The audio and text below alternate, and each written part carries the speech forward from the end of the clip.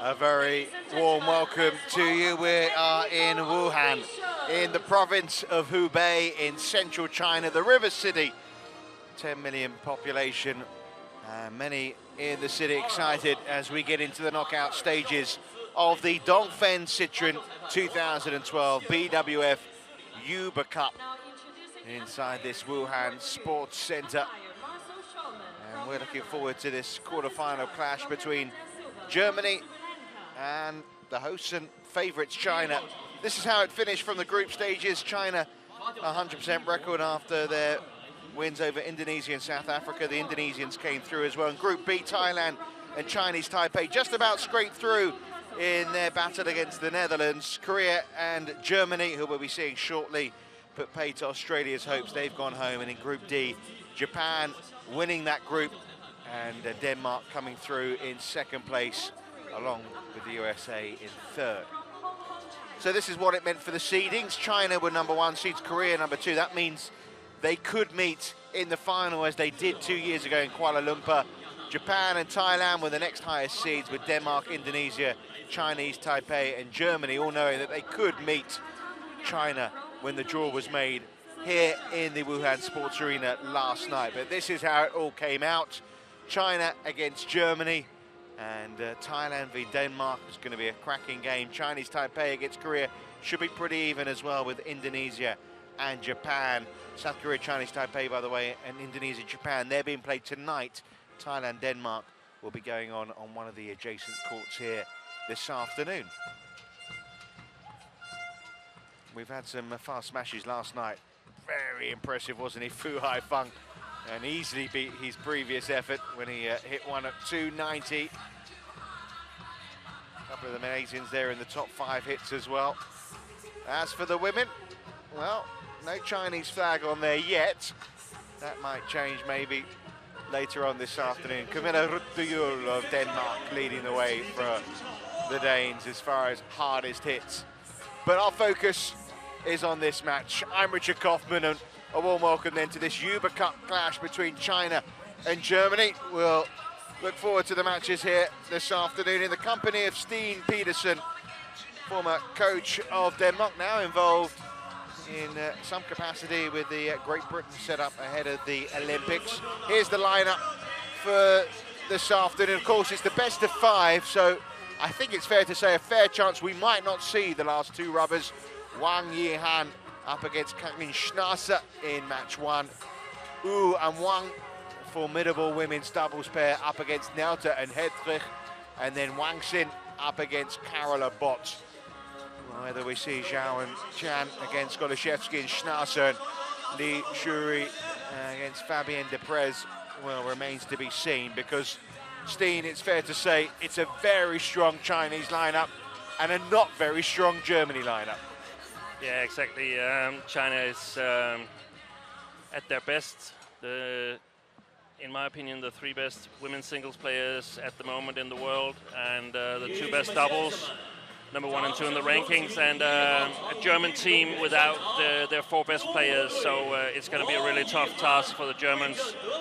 And I just spoke to the German coach, who in fact is a Dane, and he said they had to change their goals before this match. So now their goals is on game-specific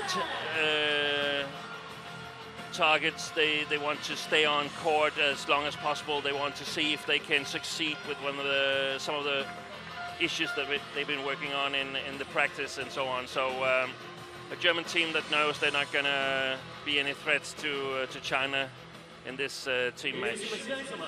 Well, Wang Yihan is the first on court here, up against Karin Schnasser. Of course, Germany do have some fine ladies' talents. Juliana Schenk, the world number 8. She has been rested for this tournament. I spoke last night with the team manager of Germany, Martin Kranitz. He said it was a joint decision between him and Juliana to rest her. There's some important club matches coming up in Germany, Bundesliga, semi-finals and finals. She's playing in Singapore and Indonesia before the Olympics. Something had to give, and the fact that some of her main teammates injured. Olga Konen with a knee injury, Birgit Michels with a foot injury. No Sandra Marinello either here, so that's a world ranking 26 world doubles pair that aren't here. In some respects it makes sense, but in terms of a contest for us here this afternoon, it lessens the appeal. Yeah, it would have been nice to see Juliane Schenk taking on Wang Yihan here on home court. But again, as you said, it's totally understandable that the travel overseas might be too much, and the players need a rest at some point during this Olympic year, and I think it's actually quite wise of the German team to have made this decision, because they have a good team. They're reigning European champions, but they would have had a very, very slim chance of getting a medal here. So if everyone was fit, I think she would have come perhaps. But the fact that so many of her teammates were injured, as you say, that lessened the appeal of any medal hope anyway. It made it a quite easy decision. So this is who's on the court. Let's concentrate on who's here then, shall we? Got Wang Yihan on their side, and there is Karin Schnasser, 26 years of age, as you can see, ranked 58th in the world. Very impressive this week in her victory against Victoria Na yesterday. Disposed of her in just 26 minutes, 21-8, 21-10. A couple of semi-finals this year, Swedish international, Dutch international, but this is a level above. She's not playing Super Series events. She's not coming up against the opponents of Wang Yihan on a weekly or monthly or even a yearly basis, really.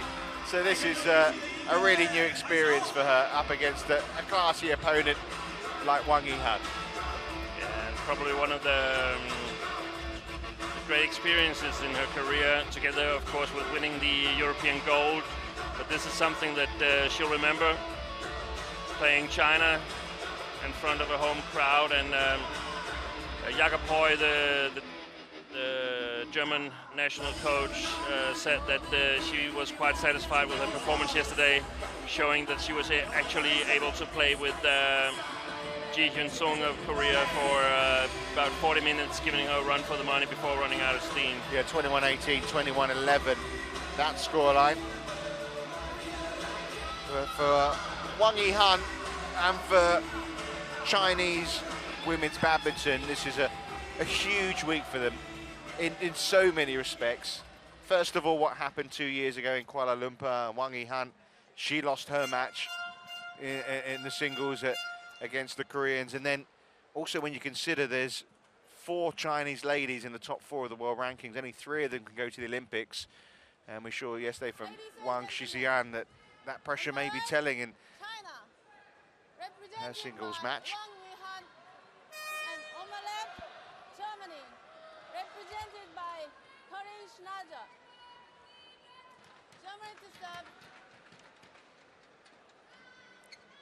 Change of shuttle. Karin Schnasser here, being introduced by the umpire from Korea, Shon Hee-ju. Women's quarter-final of the Hubei Cup underway. And I think it's fair to say the expectations are this is going to be a very one-sided affair. Having said that, Karin Schnasser gets off to a fine start. That should get an applause from the coaches. It's really nothing to lose here for Schnasser. As Steen was saying in the build-up, the goal's really to try and stay on court as long as possible. Wang Yihan, bitter memory of the Hubei Cup 2 years ago, losing the first singles match, giving South Korean opponents that morale opening point. And she really suffered a downturn in form after that 2010 Hubei Cup. Didn't make an appearance at the Sudamin Cup. She wasn't picked for the Asian Games. I mean, at the Asian Games, she was world #1 and not picked. I mean, that has to hurt, but how she came back so strongly in 2011, won the World Championships, and I think that shows a lot about her mental aptitude. And there's such tough competition within the Chinese ladies team. How about this start from Caroline Schnarzer? It's a great start for Germany, and also a little bit worrying.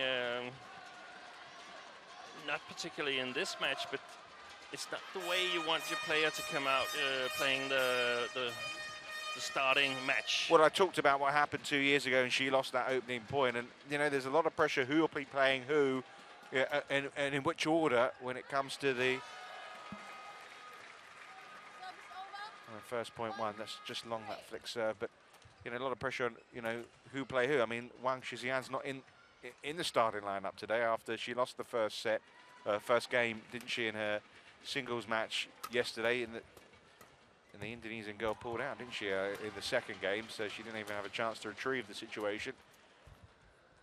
But it's pretty cutthroat, isn't it? And that adds to some pressure. And it's telling. I mean, you know, it's a pretty nervous start. I mean, credit to Schnarzer, but it's a nervous start from Wang. And we can see that Wang is moving the way we've been seeing all the other Chinese players moving this week so far.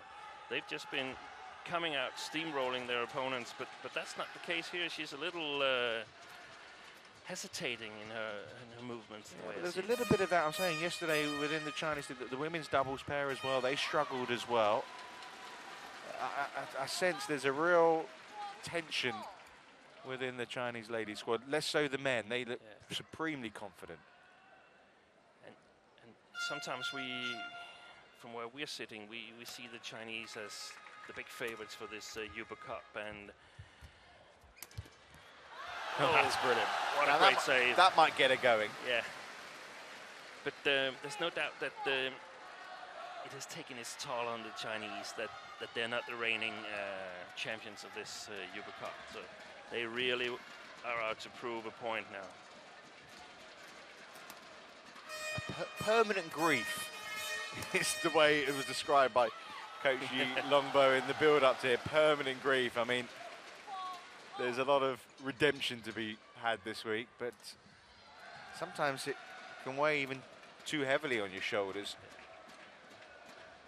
You want something too much. I know that sounds ridiculous, but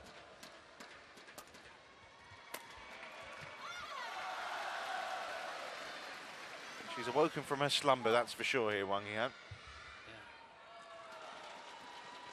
Also giving the selections for the A-shed where she wasn't selected, Wang Yihan. I mean, even though she's done well, and in my opinion is the most solid and constant of the Chinese women's singles, she can't be entirely sure of going to the Olympics.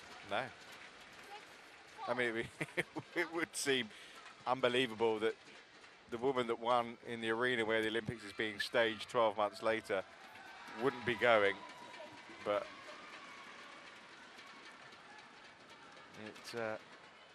it's a tough choice, isn't it, for the selectors? You know, you look at them, you look at what they've got to choose from. It's not an easy choice. I mean, any one really has any likelihood of retiring before the next Olympics, really.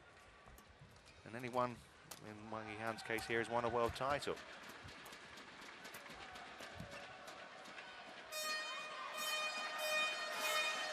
Call from Wang Yihan here. She's definitely settled down now.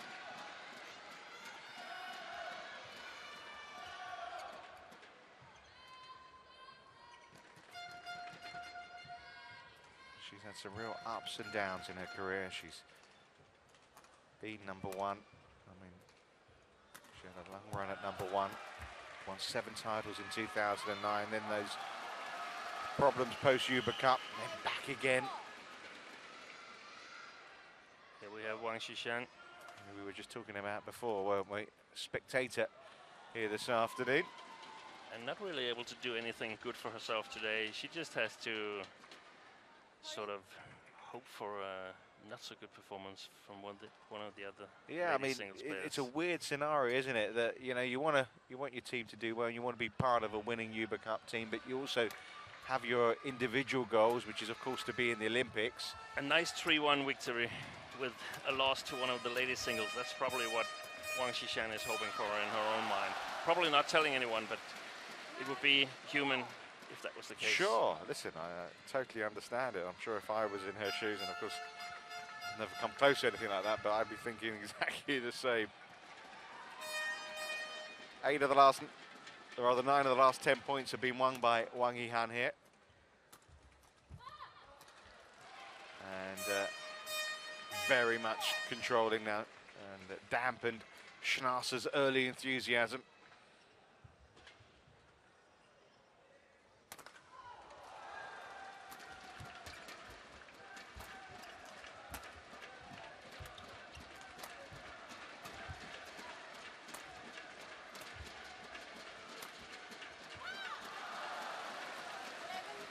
So into the interval with an 11-4 lead and having won 10 points in a row.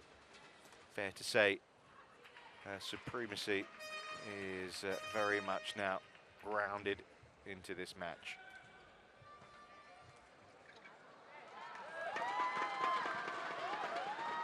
Legendary Jiang Ning coaching Wang Yihan.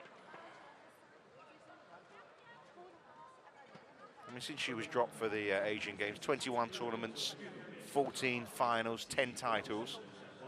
I think that's what you call a response, really, overall. Yeah. She's really been raising her game.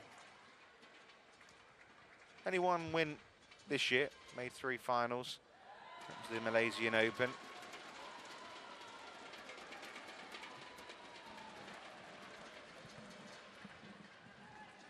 In her last match out, she lost in the Asian Badminton Championships to teammate Li Shuri, who I suppose is the in-form Chinese lady right now. She's on Definitely down to be in match 5 against Fabienne Deprez, but I think we'll be a little surprised if we get to see her on court.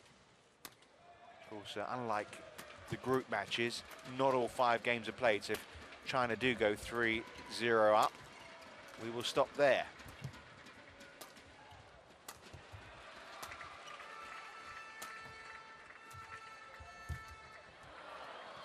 Schnasser gets a first point in 11. Yeah, and that's another one of these rallies that goes in the coach's book with a plus on it. What do you make of the draw as it stands then?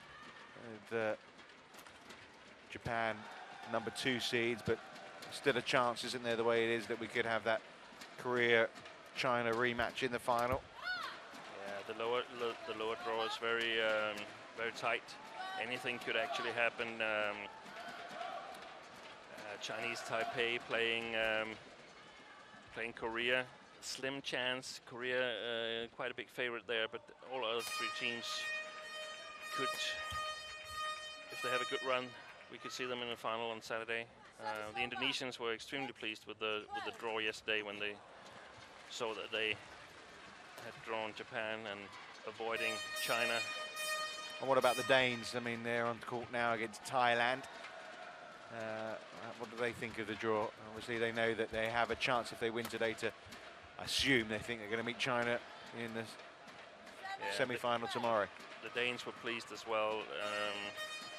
The biggest chance of getting a medal is definitely playing Thailand. The men's team got an absolutely perfect draw. So, almost couldn't have been better.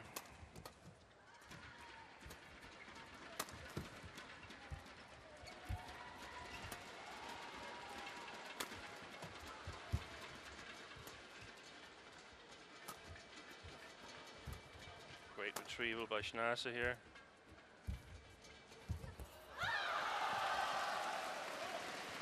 And even though she lost that rally, I think that also goes in with the plus for coach Jakob Høy.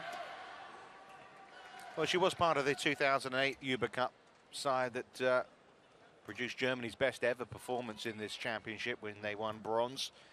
And from the final of the European Championships, the Women's Team Championship that acted as the qualifiers for this Hubei Cup, of course, Germany beat Denmark for the very first time, and Schnasser was the only member of today's starting lineup was actually part of that team. Yeah, all the other 4 players, they're injured at the moment. Or rested. Yeah. It's the case of Schenk. And Schenk played a crucial role in that win. She lost her singles match against Tina Baum, but together with Birgit Michels, she won the second ladies doubles, and that was the crucial match, given that Germany easily took the two ladies singles, the second and the third ladies singles. The European Championships as well, Germany as a whole won a gold, couple of silvers and a bronze as well, men and women, and certainly a nation on the app in badminton terms.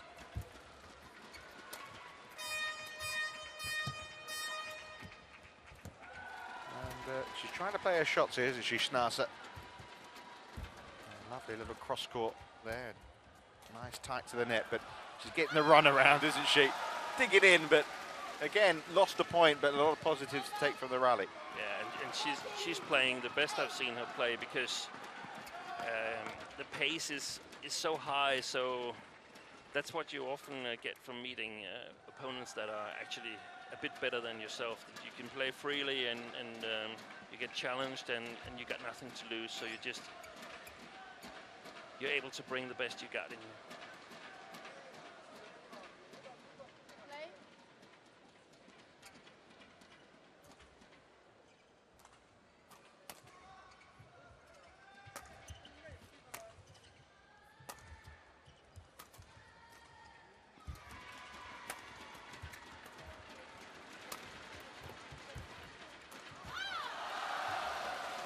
Great shot here from Wang Yihan.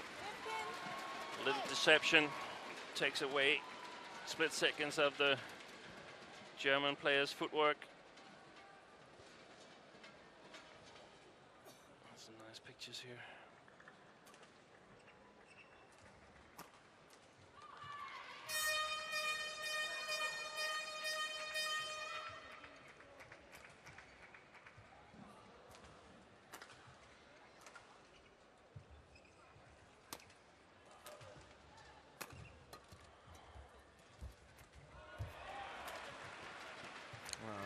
A rare error from Wang Yihan.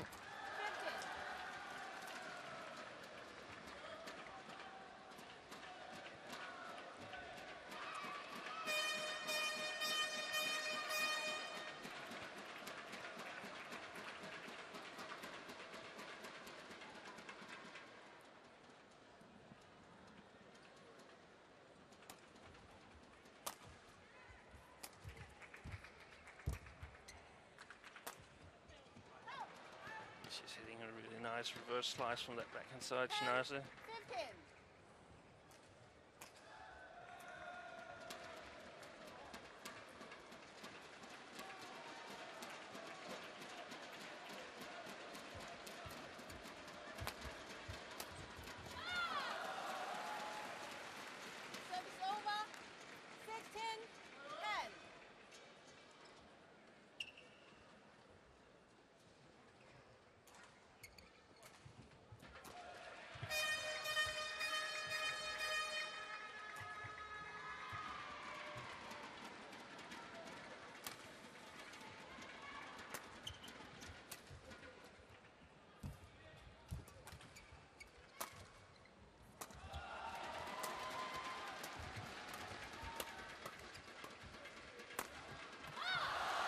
Just overpowering her now.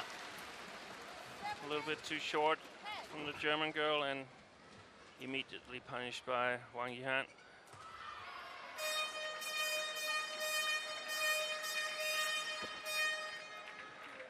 It's that quick thinking, isn't it? Knowing exactly when the right moment to pounce is pure. I mean, it's pretty instinctive, isn't it, really? Yeah, it's because they practice it so many times, so they are very, very good at recognizing the situations where the opportunities occur.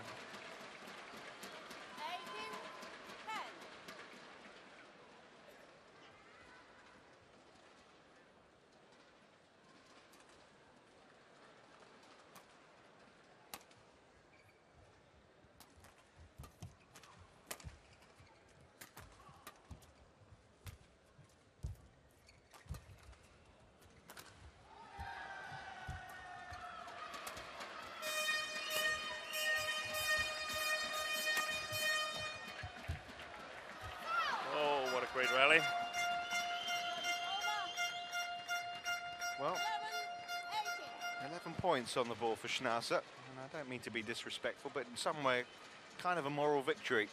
She's got to 11 points. Yeah, and it's also, yesterday we saw the Chinese men really whitewashing Indonesia, and we have to give a lot of credit to them, because it is difficult to play close to 100% of your game when you know you're going to win it.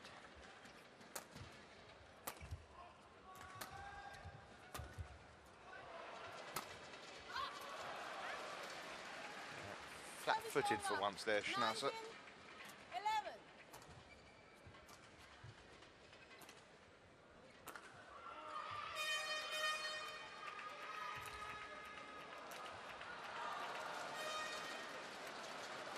Carola Bott will be on court later. I'm not sure about that hairstyle though. It was Citroën van Dijk, men's singles coach, originally from the Netherlands. Oh, those crazy Dutch. I wonder who's got the German wig on. 20 game point. 11. So game points have arrived for Wang Yihan.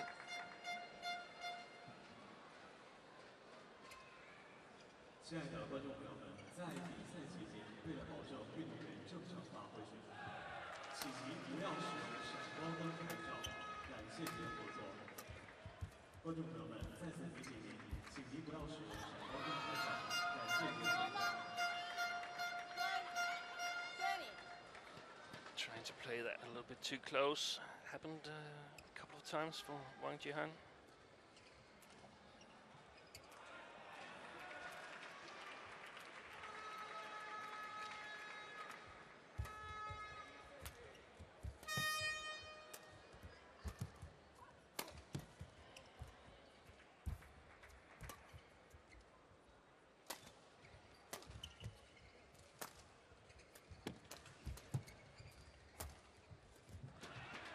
Oh, excellent.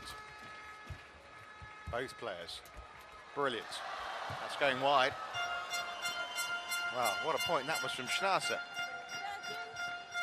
20. She's definitely playing at her highest level.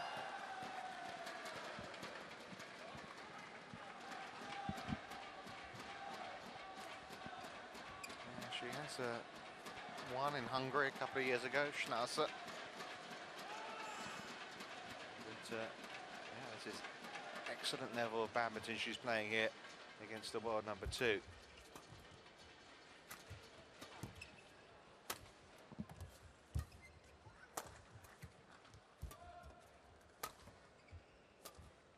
Oh, and again. Great shot. 14, 20. That's your Dutchman there who's out with the hooter, if you're wondering where that noise is coming. Your own Van Dijk, is that his name yet? Citroën van Dijk, yeah. Don't press. Okay.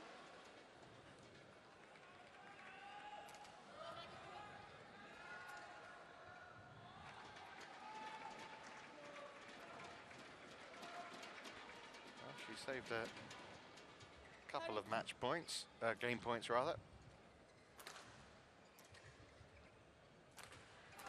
Play.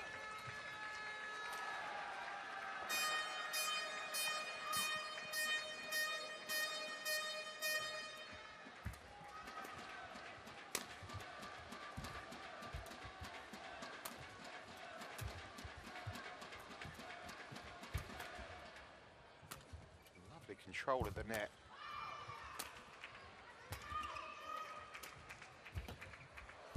Again.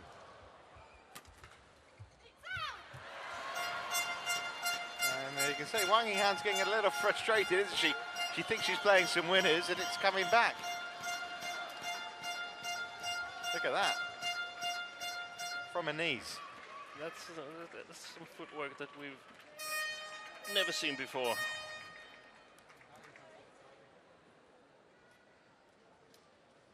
Thank you. That's one thing you can always be sure about German athletes. They're always top fit. Absolutely brilliant condition. Play.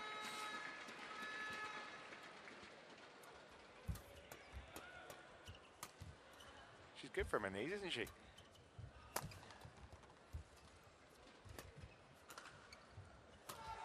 It's so important for the younger girls playing later on in this team match that Schnaase gives this fighting performance here.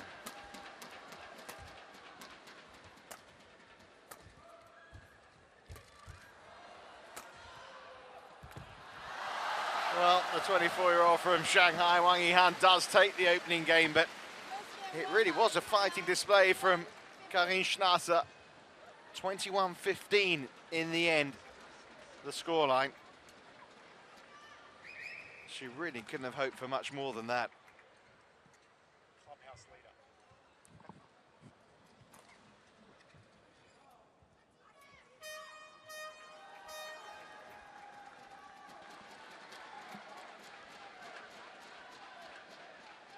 In some respect, not a bad thing for Wang Yihan, is it really, that she's got an opponent at the other end that's, you know, pushing her like this in terms of what's to come in semis and final. That's really nice for her. She should be happy that she's getting good resistance. Of course, the coaches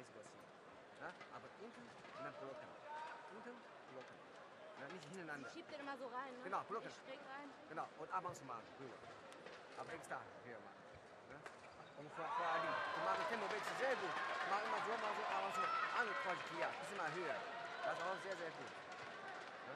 Aber manchmal deine Vorhand. Crossbar. Zu oft. Zu oft, genau. Das ist gut, erstmal überraschen und danach muss lang mit der Kombination. Gerade, und dann wieder dann tolle Schläge. Super Spiel. Du sollst jetzt nicht die letzten 5 konzentrieren.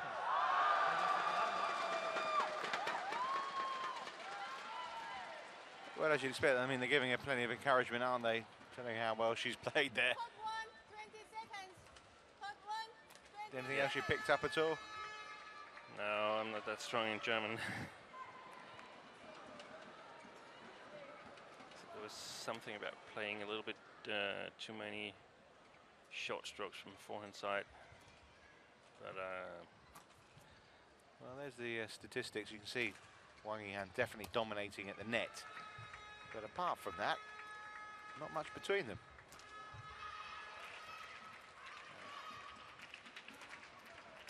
I mean, she won 10 points in a row in that match, Wang Yihan, in that opening game. Still, Schnaase came away with 15.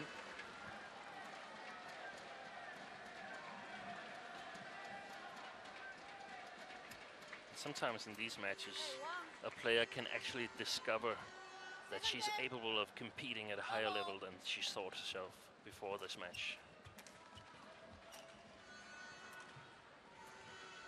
Play.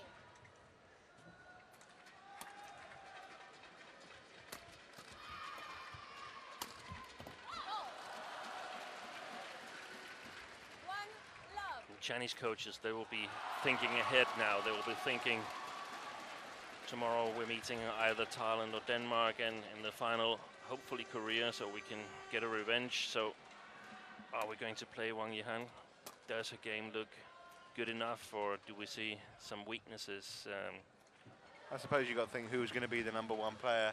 You know, Ratchanok and Baum, you know, likely to play in the opening singles for whichever country you meet tomorrow. What's her record like head-to-head as well with those respective players? And should it be Denmark, there's a big possibility that it will be Wang Xin playing the first singles tomorrow and Wang Yihan giving a rest.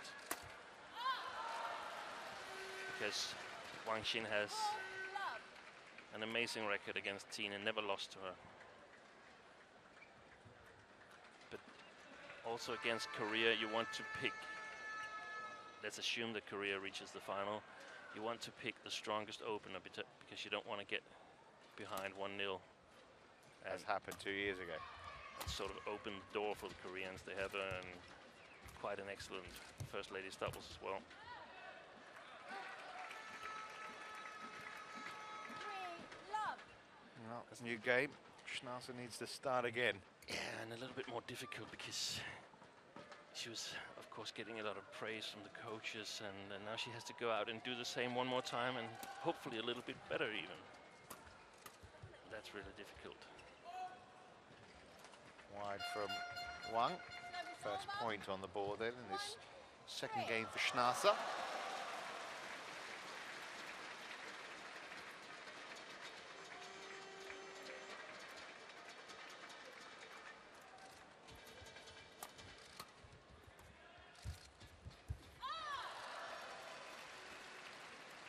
Service over. 4-1. Service over.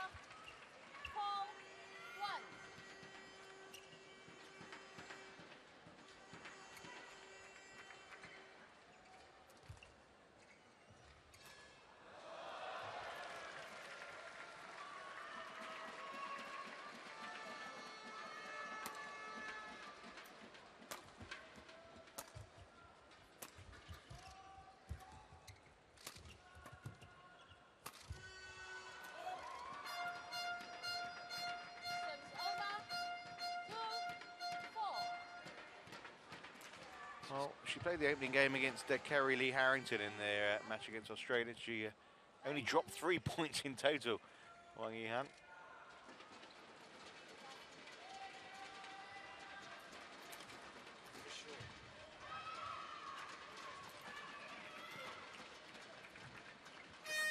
It's 17 points she has conceded here. Very strapped up, isn't she, on her right leg?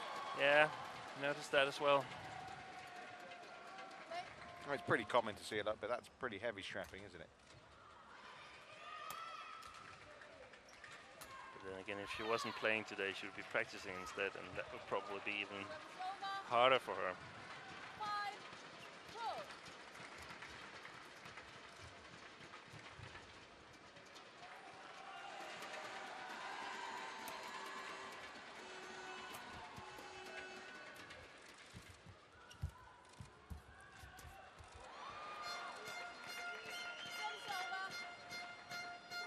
3-5. Wenn ein Zeitpunkt gut genug ist. Ne?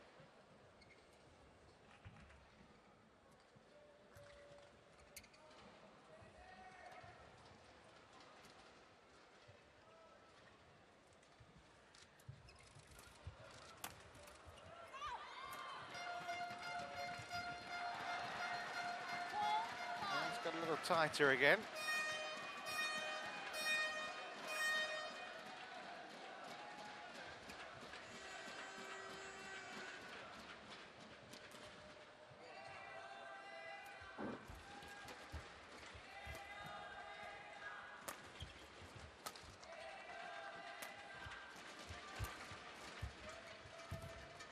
Great played. I must say I'm really impressed with the way Schnarzer is playing.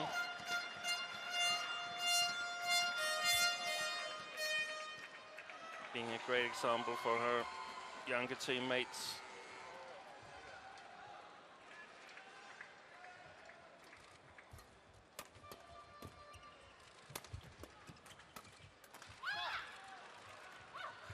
Service over. 6-5.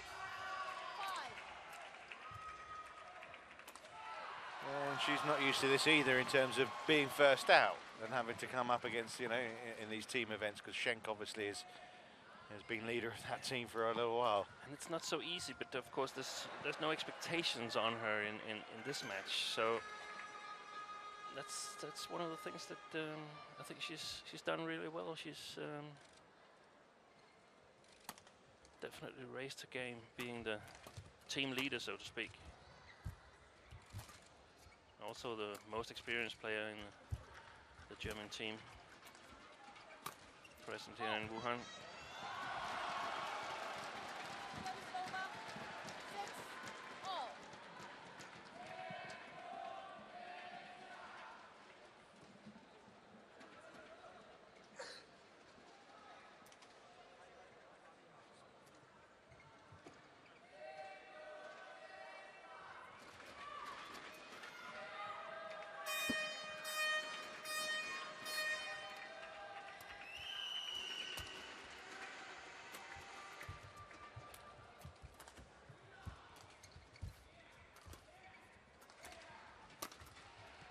That's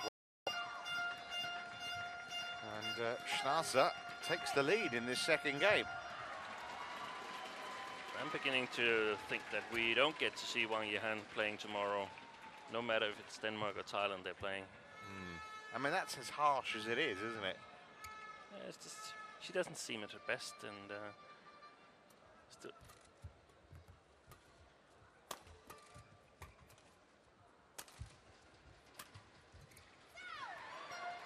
for instance, like this should not happen. I mean, she's #1 in the world. She should not make those easy mistakes. That's right. I mean, we've got to give credit to Schnatter, but that last point there was nothing to do with the German girl. That was all about the mental. And it's not like she's 6'1", firing smashes against Wang Yihan. So. Over. 7, 8.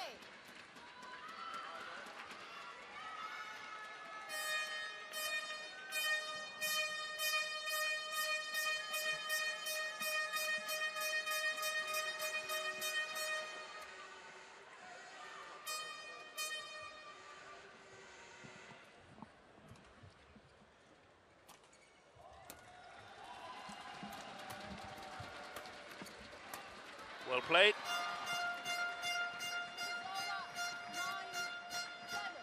Very aggressive play here. Very clever play as well. Keeping her balance all the time during the rally. That's wide again.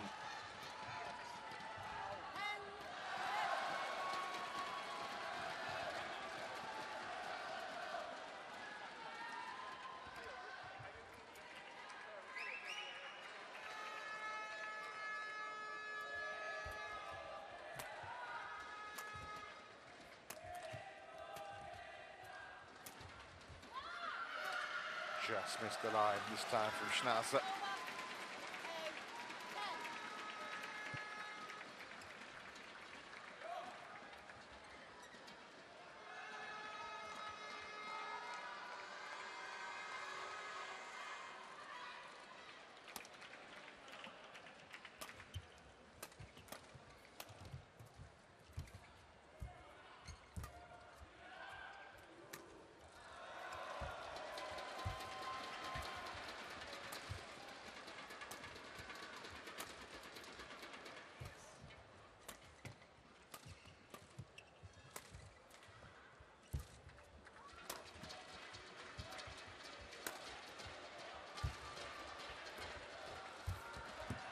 What a rally. Great.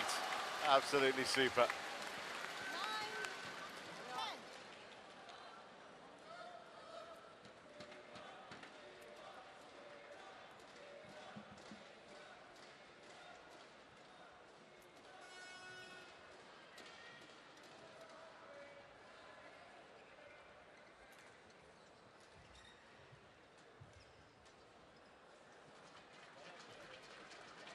Giving these small goals that we discussed in the beginning that the German team had set would no doubt be pleasing if Karin Schnatter could take the lead here at the interval. I think it's fair to say she's exceeded expectations really in this opening match.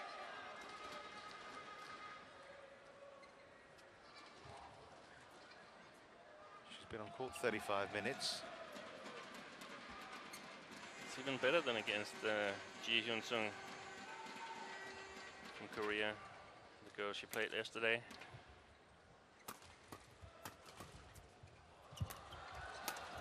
Oh, brilliant recovery, only just wide. And we saw that she tried exactly the same as 2 or 3 rallies before.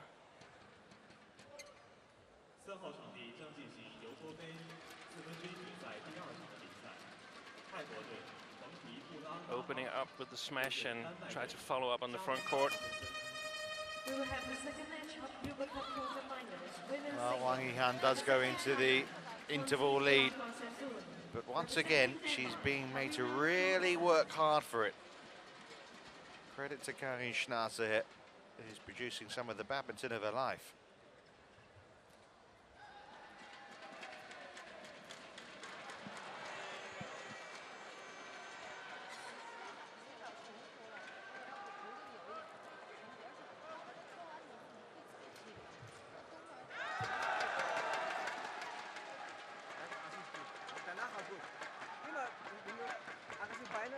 这是那个看你快点打球，球点给打，啊，那么办，那你不快点。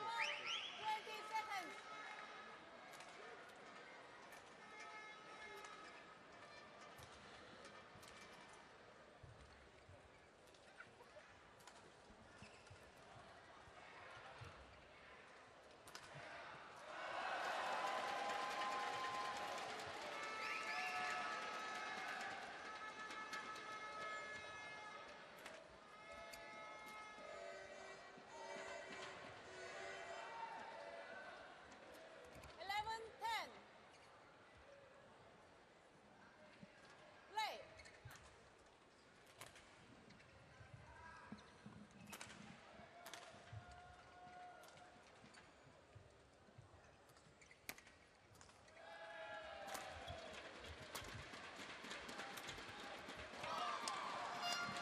Brilliant shot.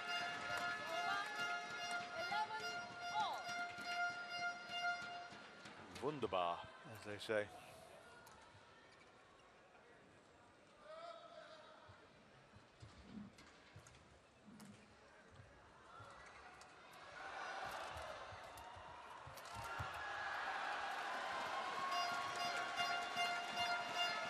Well, you said it earlier on, but I think it's left in no doubt now that Wang Yihan is struggling to keep her place in the starting lineup now. She's struggling actually to chalk this off to love, isn't she, as well? I think from her body language, she's trying to gear up a little bit now.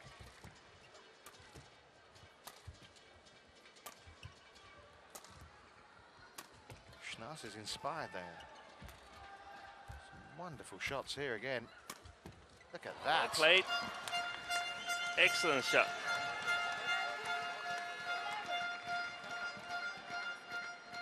And it is hard if you started out underestimating your opponent a little bit.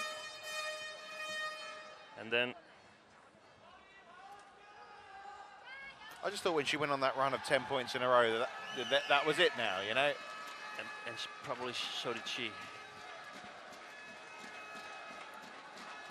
And now she has to work a little bit harder than she wanted to.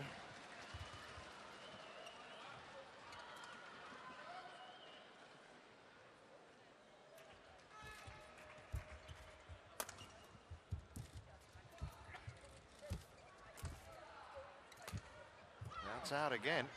And the problem is that your opponent gets more and more confident and is fighting more and more instead of giving up. I mean, let's give the perspective again.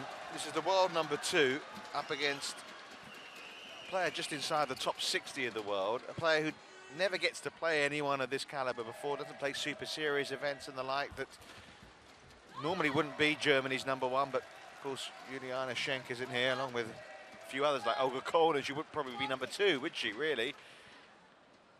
And here she is going toe-to-toe.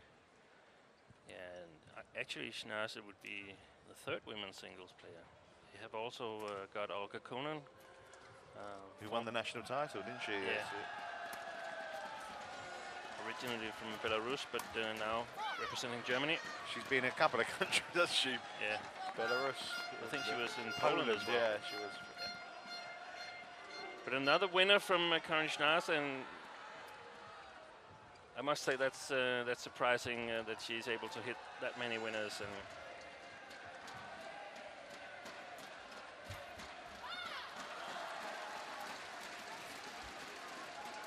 well, she's matched her points tally already from the opening game. Schnaas appealing to the umpire that Wang Yihan was 15. moving too quickly on that service return.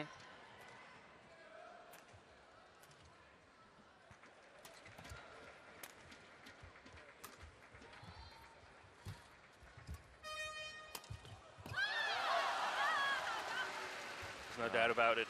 Wang Yihan has geared up now. Oh yeah, listen to the yell.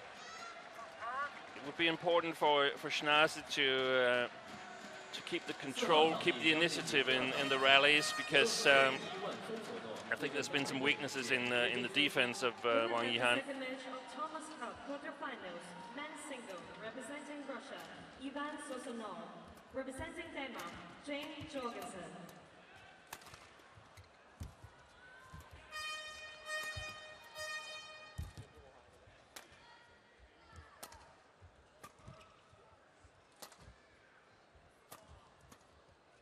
Well played.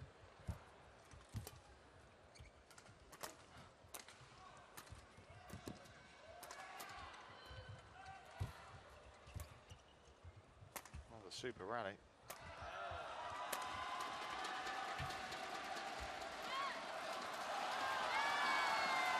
Looked like it might just drift wide, but I think perhaps it was wide, but not wide enough.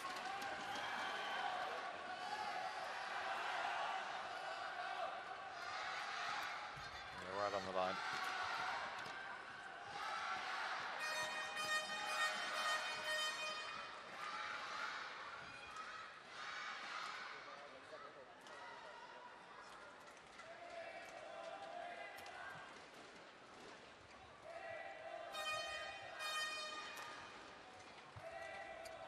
A much closer game than we had expected. Yeah, 15 points all now in this second game.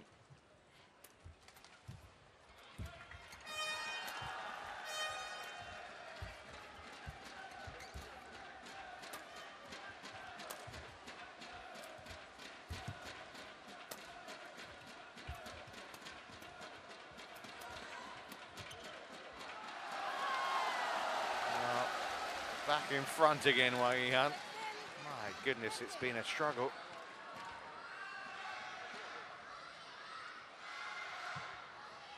Again, on a positive note from the German side, it's been because Wang Yihan has lifted her game. It's not that Schnaase has begun to take some bigger risks, so she's still playing well.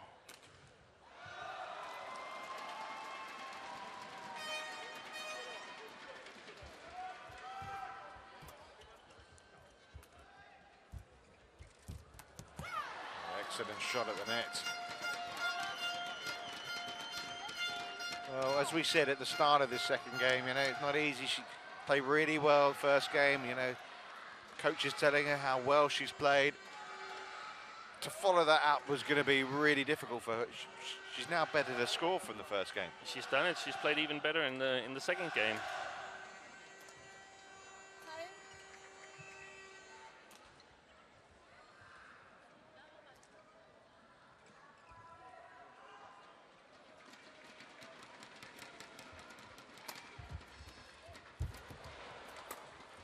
Oh, she missed the chance there. It was actually out of reach for Wang Yihan, so quite lucky for her that it was just wide.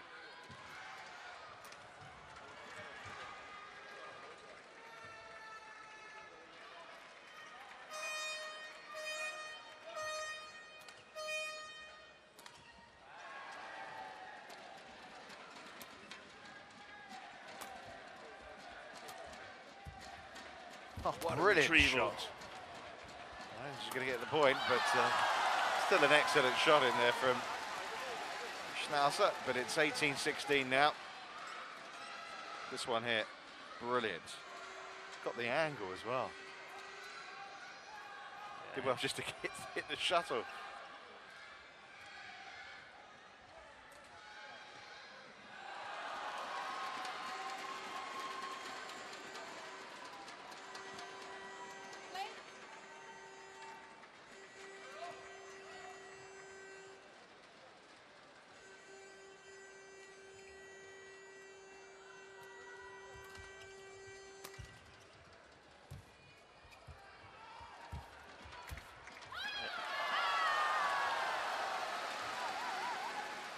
Still like to play, challenging at the net.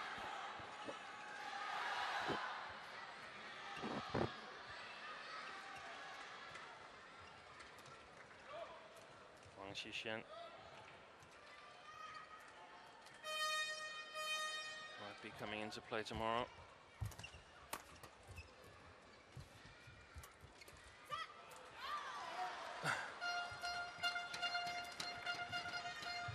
Almost celebrated too early. I think Karin Schnazer thought that shot from Wang Yihan was in the net, but it actually went over. But luckily for her, also wide. What a smile to her face.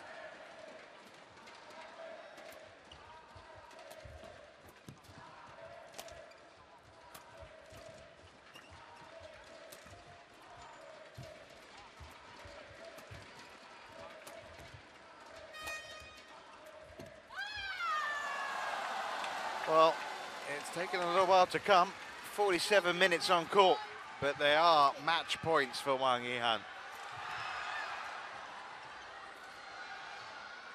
This is also a good lesson or a sign to other non-Chinese players that if you are really fit and not afraid to run with the Chinese, you have a good chance.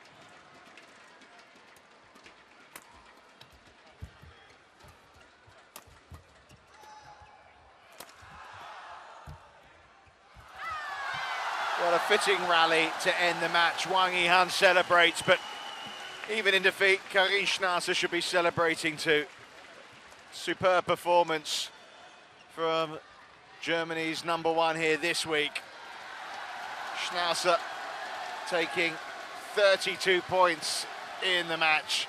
Wang Yihan coming away with the point for China, but she was made to fight there. Next one by China, 21-15, 21-17. Well, what a fabulous opening game. And a net point to end it all on.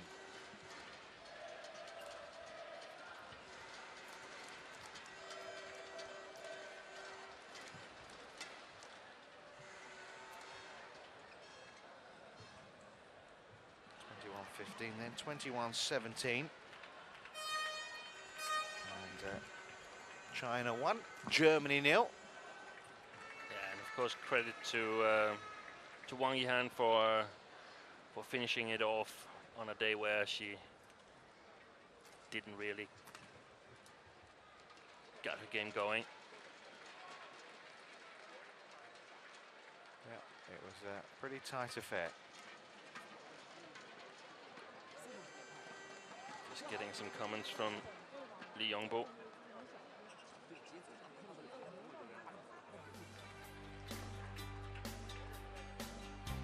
Seemed quite satisfied, Yongbo.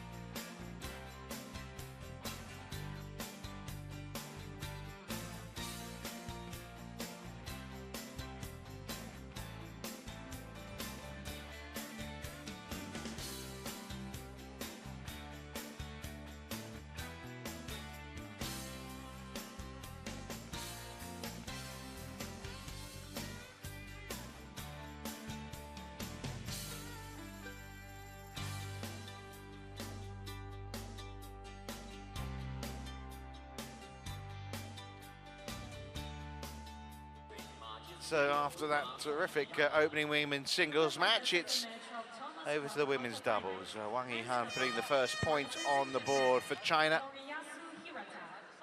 And it's now going to be women's doubles time. We're going to see Wang Xiaoli and Wu Yang, the wonderful women's doubles partnership, up against Carla Netter and Isabel Hedrich. Nelter and Hedrich, pretty much a scratch pairing, and my goodness, what a pairing they face here in the Wuhan Sports Arena. A formidable world #1 pair of Wu and Wang.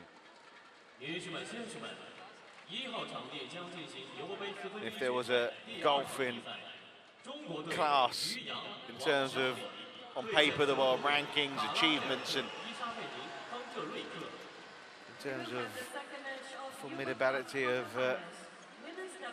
the Chinese player, well, that gulf's a little wider even more here for this women's doubles pair, because there's not too many other pairs that can live with these Chinese two, never mind a scratch pairing like this. I think actually the Chinese pair has only lost once, the way I can recall it. Perhaps you have more information, Richard, but I think they only lost once to a non-Chinese pair. I bet you're right. You're absolutely right. Yeah, they lost to a Korean pair, didn't they, in the final of the Malaysian Open, was it? It's an unbelievable record they have. Not Hedrick and their partner Nelter, of course. I'm talking about Wang Xiaoli and Wu Yang. 11 victories in 2011. Tails. Referee Ivo Cassel from Switzerland. Isabel to serve. One to receive. Which side? This side. Okay.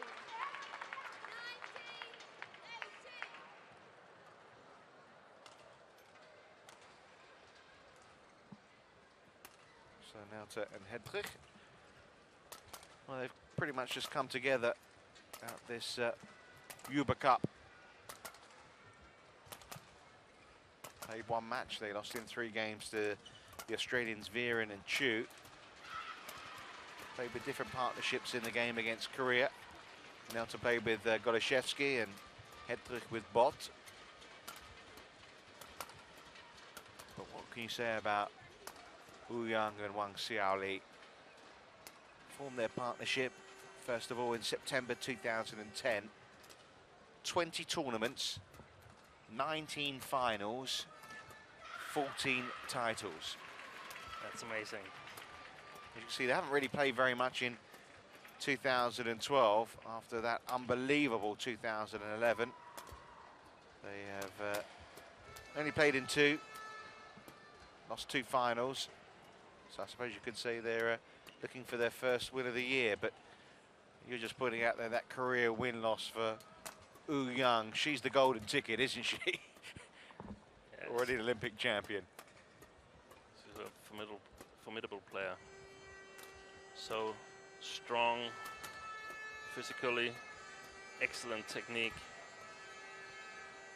There's Carla Nelter, 21-year-old student from the University of Duisburg. As you can see, that's a career win-loss record with her partner. That's that game I was mentioning against the Australians Viren and Chu. They lost in 3 games. Isabel Hedrich, only 20 years of age. She normally plays women's doubles with Inken Weinfeld. They're 71 ranked. An emerging talent. Both her parents were players in the Bundesliga. Took up the sport at the age of 4, so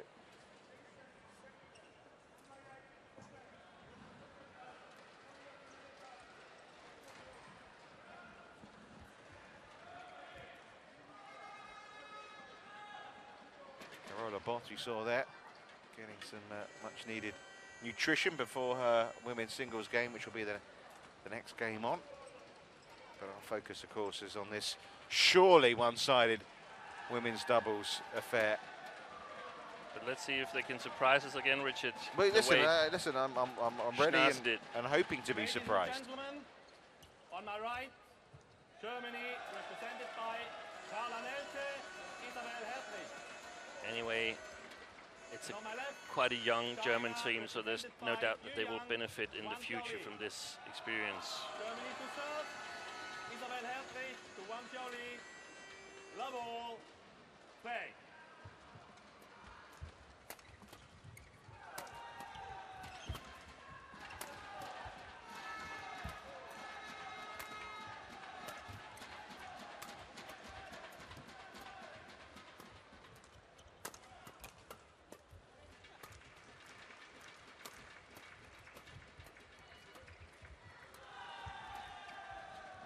Nice bit of sparring to open up, and the Germans do take the first point. Wow. They start out the same way Karin Schnaase did.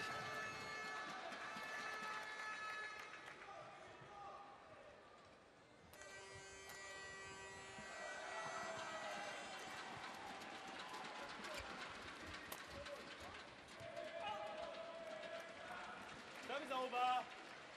1-all.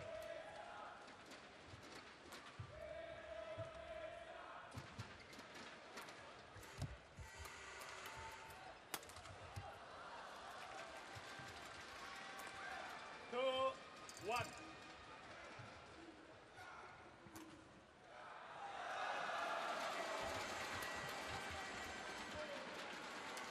Service over. Nicely plays from Nauta. 2-all.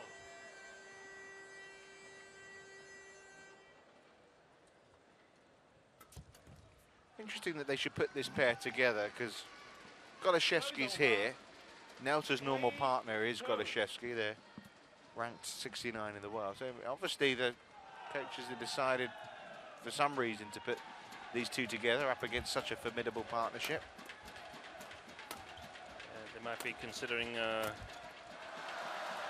swapping in the partnerships of the ladies double after the Olympics, perhaps. Goloszewski's playing with Schnaase in the second of the women's doubles, should it come to that.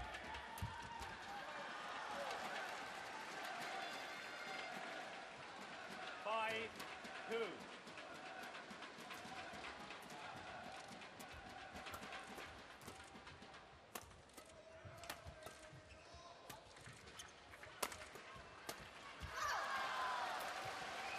Starting to really get on top here, aren't they? Wang. 6-2.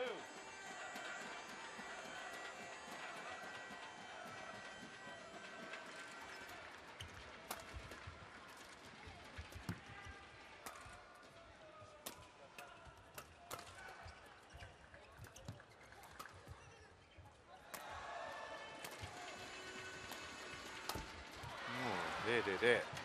Service over. Big mistake from Wang Xiaoli. 3-6. The way she looks at the racket.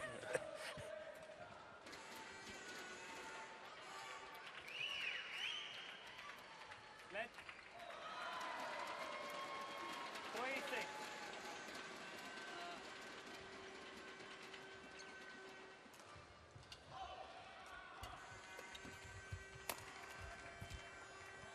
Service over.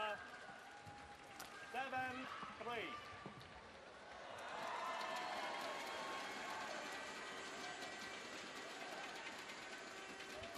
Four.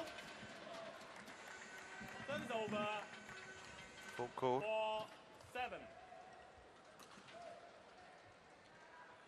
It's quite easy to see the differences in physical strength between the two pairs. So wise of the Germans to try to control the game, use a lot of clearing shots and a lot of attacks. Service over. 8-4. There's no doubt that the Chinese will be superior in the flat game, 9-4.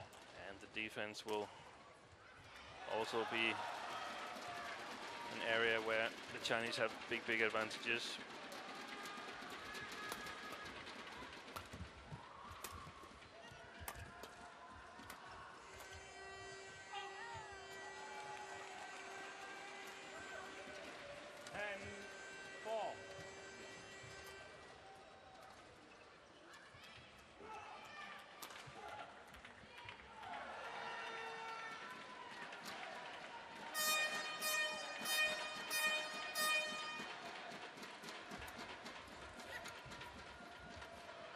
Service over.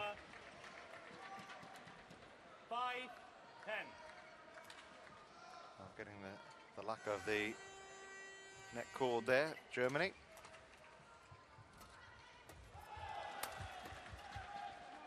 And at the interval, it's 11-5 to Wu Yang and Wang Xiaoli. And if it wasn't for a couple of errors in there from the Chinese pair, which you don't expect from them, it would have been even more one-sided. But as I said, what do you do? I mean, as you mentioned, only one non-Chinese pair have beaten them. That was Ha and Kim at the Korean Open. You know, they seem unstoppable anyway to most of the best pairs in the world.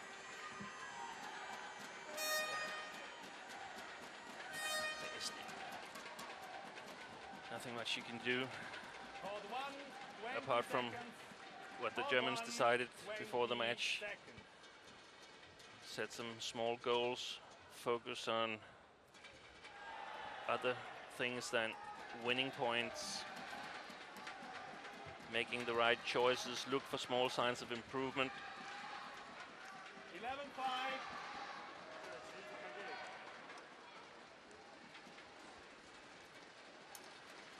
Play.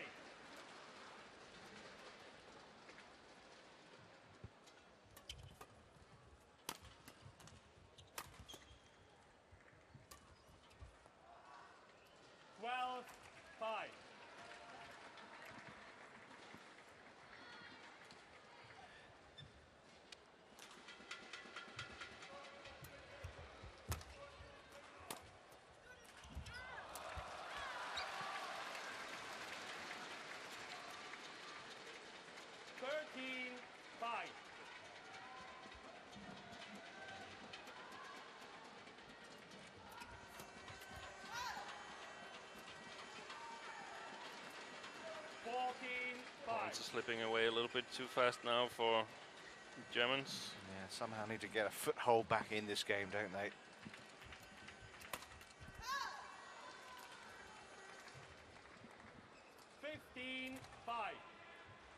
They're trying to be constructive in the service situation, but it's really difficult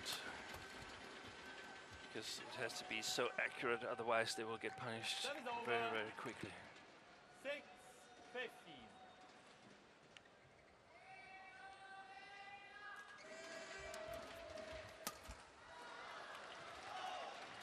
Service over. 16-6.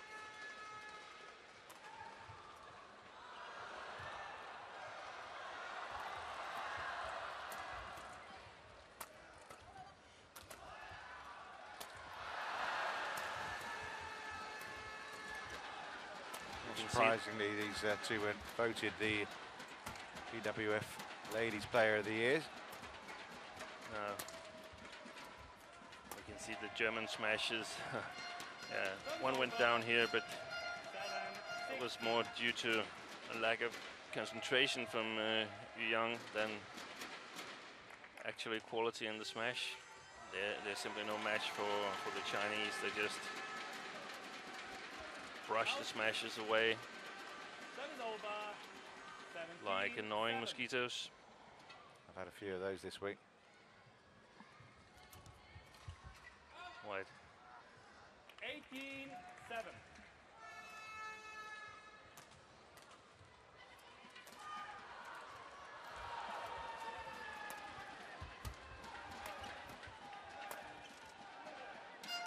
A good one there from Isabel Hattrick.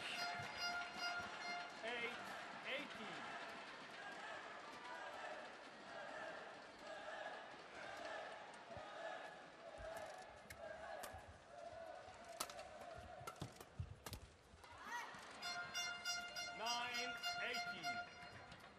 Yeah, well, I can't remember seeing Yu Yang ever play as many loose shots as this. It's got to be just because it was getting a bit too easy. Yeah, it is. It is easy.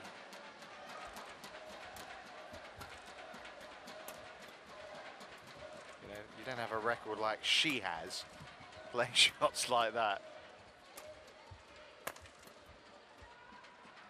I mean, in 2010 she won 7 titles, but with 3 different partners. Last year she won 11 titles, of course, alongside this lady here.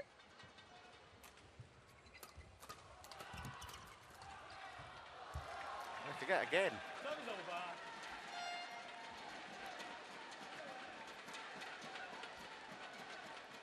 Nothing head trick. She can't even get it back over the net to her opponents.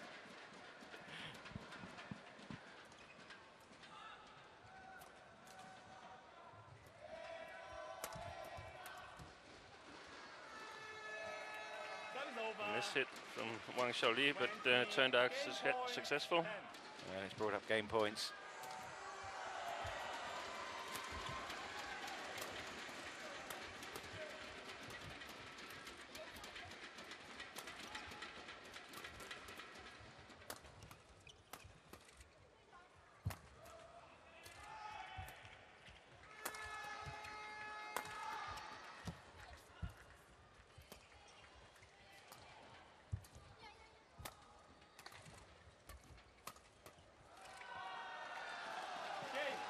Nice rally here. Yep, good way to end the opening game. Won by China, 21-10. I think Nelto and Hedrick would take 10 points, wouldn't they, at the start of the day? No, not really. No.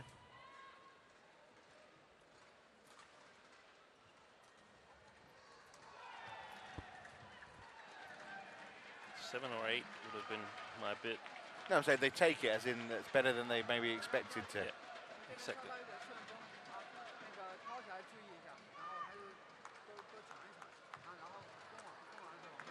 Former mixed double player Chen Chichui, together with the doubles head coach Chen Bingyi. But Nelto and Hedrick here have done okay, although most of the points they got were, as I'm sure we'll see when we see the stats, most of them have come from errors at the other end of the court, rather than their winners. I don't mean to be harsh on them, but that has been the reality of that opening game.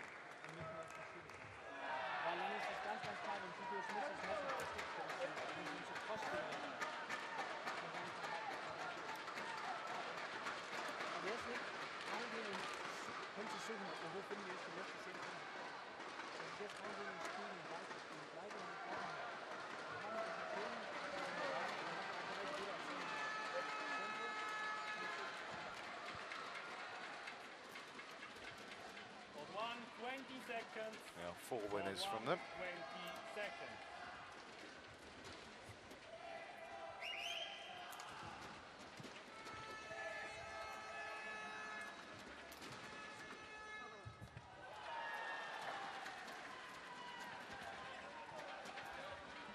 Second game.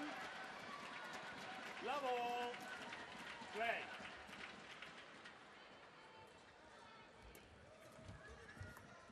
Service over. 1 love.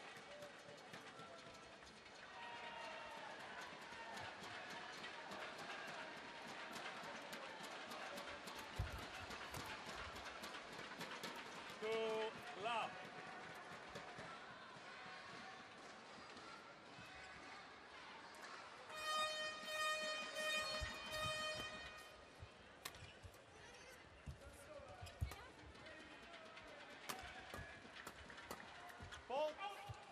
Just caught the racket of Hedrick there. 1-2.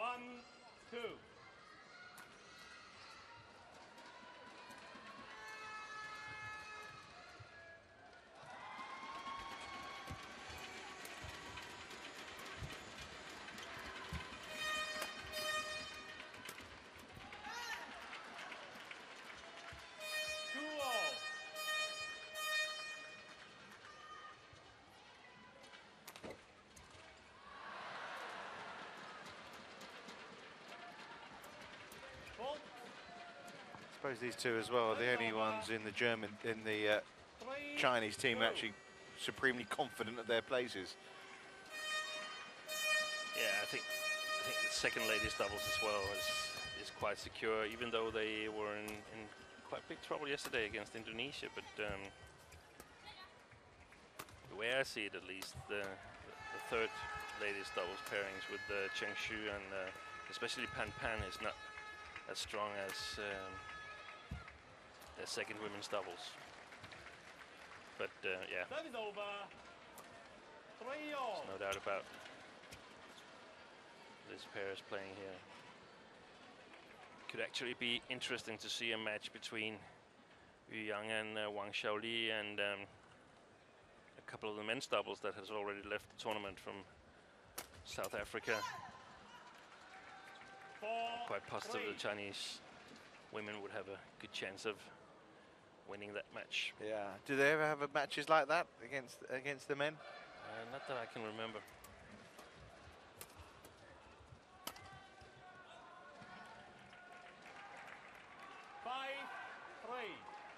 It could be interesting to see what level they would play to when they were playing, if they were playing men's doubles.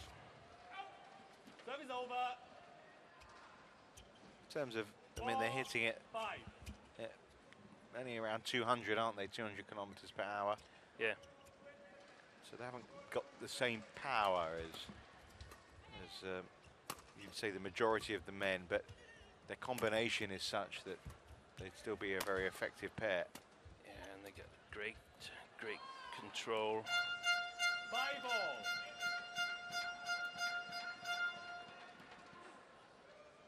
Fabien Deprez there to the right. Isabel.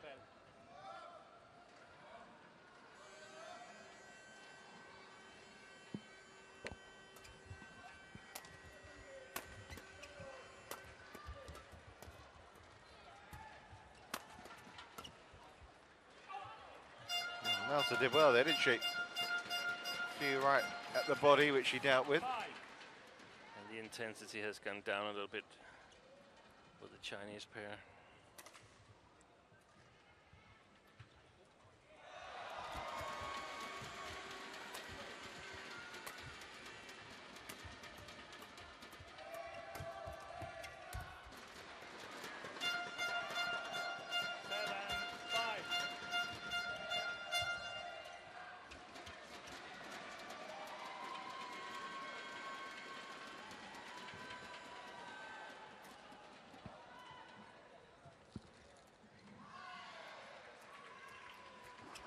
Out. Service over. 6-7.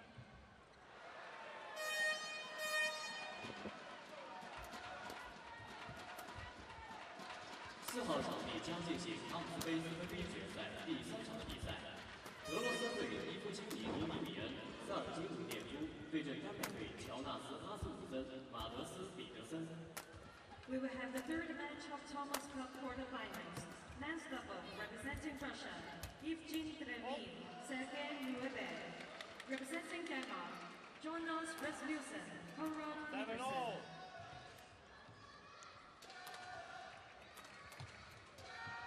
Well, again, the Germans, I'm sure, delighted.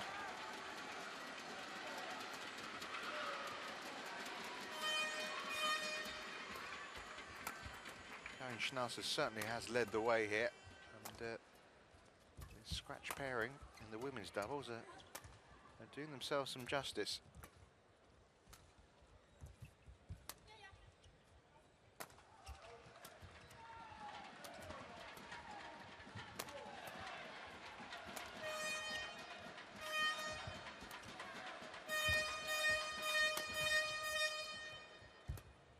See that they're not afraid to work hard.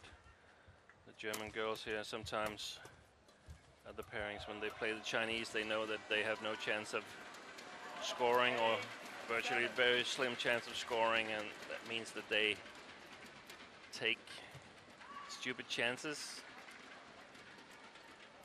causing them to make easy mistakes. But no such thing here. A little error there, just left, but actually caught the line.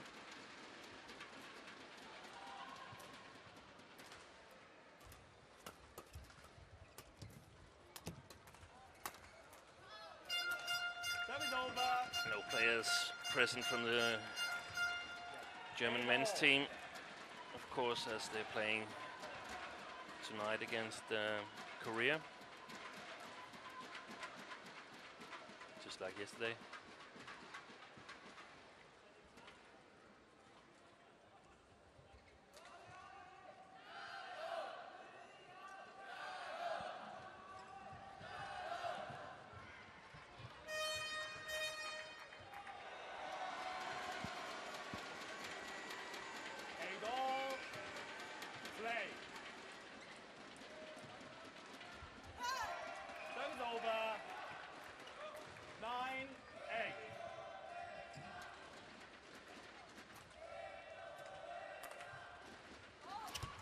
all called. Service over. 9-all.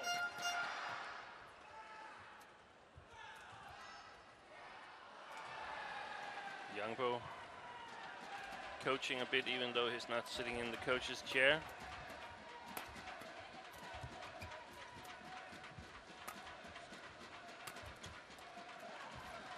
Service over.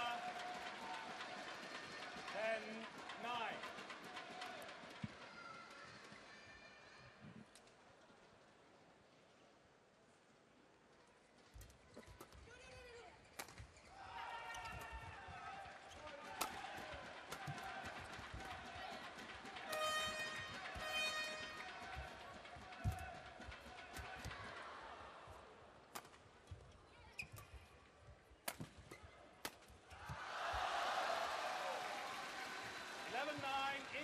Well, there is the interval, and it's been another case really of China's best players here, not quite, and I suppose in some respect understanding, but not quite living up to their heights. It definitely doesn't show the same kind of determination as the men's team did yesterday against Indonesia. They were very, very determined to win as big as possible.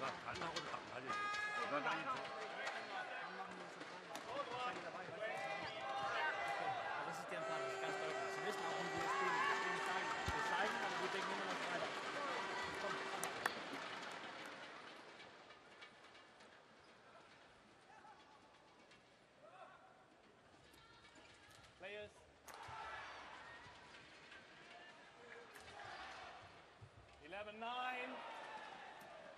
Well, I don't think there's any question at all, and we're certainly not even hinting at it, that there is going to be anything else but a 2-0 lead here for China. Having said that, there's probably going to be very, very little chance of it being anything other than 3-0 China come the end scoreline. But I think, given the fact that you've got 4 of Germany's best players missing, Juliana Schenk, of course, leading the way, but others as well not here, then Germany's showing some real depth here, aren't they, really, and showing that there's some players behind that are also, you know, of decent quality. This is the future of German badminton that we're watching in this team match. Even though Karin Schnaase has been around for a while. And Carola Bott, who we'll see next, she's 27 now as well. She's been around a while. But these 2 young girls here are certainly going to be around for a while longer, and this is a brilliant experience for them, playing here against the world #1 pair, far from disgracing themselves.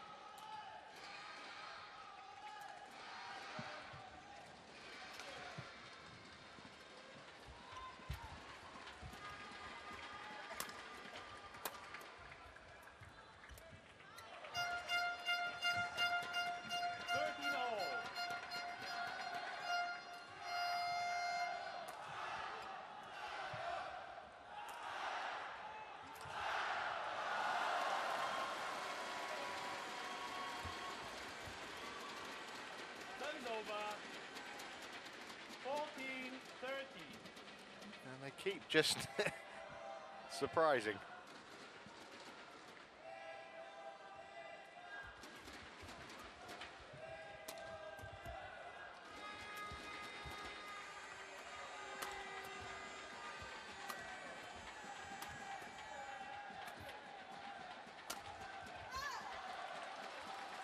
Great shot from young. 15-30. I really like that she's leaving a little margin for error there.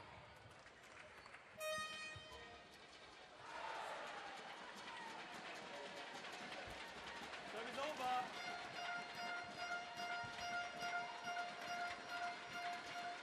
14-15.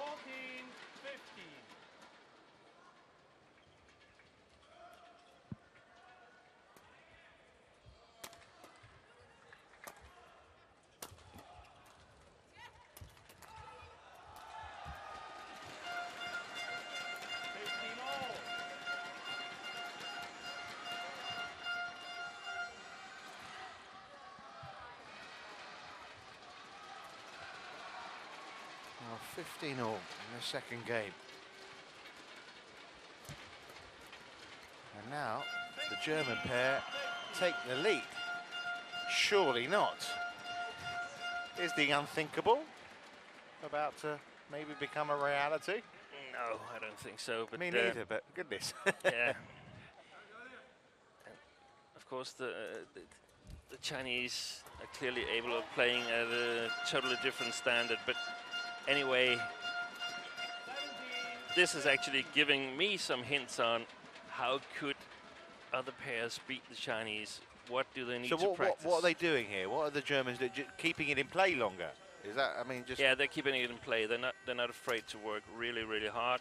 The Chinese are a little bit passive in the defense. We're probably not going to see that in a match where they feel a little bit under pressure. And it's 18-15 now, Steve. Yeah, it's only 3 small mistakes away from the third game.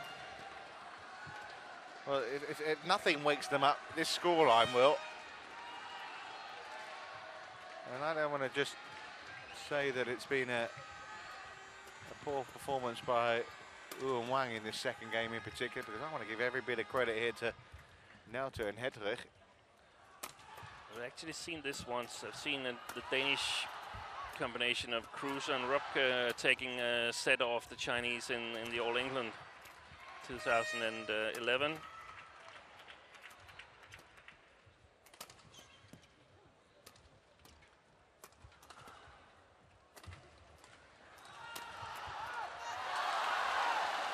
Well, for a moment there was a shot low down to the right-hand side of the court as the Chinese were defending that almost found its way through.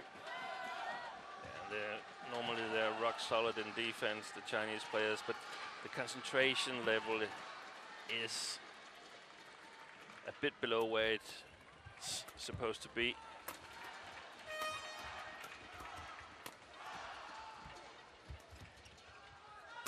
It's fair to say 18-15 has woken them up. Yeah, let's just have a point for Germany here. Let them be scared of standing there for a third set. Yes, oh, exactly. The net cord came to their rescue there.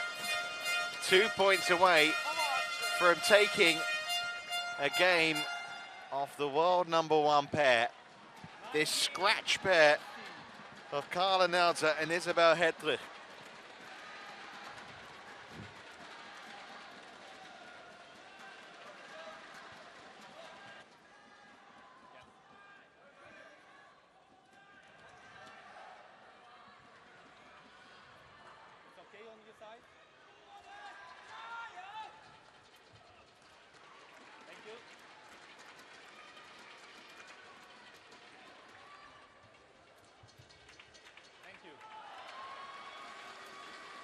Well, 2 points from making it 1 game all.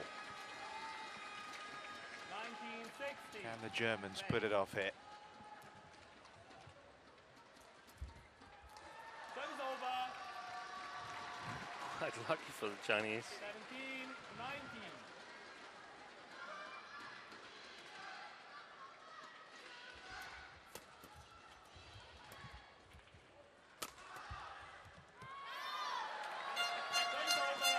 Wow.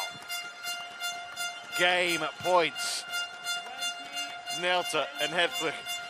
I'd like to tell you what world ranking they are, but they haven't got one.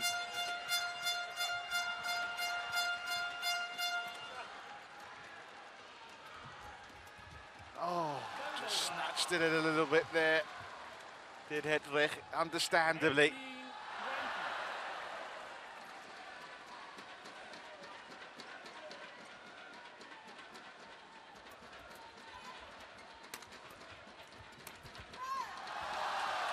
Another missed opportunity. They're wanting that point a little bit too much now. They have to keep the patience in the attack. Carry on doing what they were doing. Exactly, don't lose the balance. Always be ready to help your partner.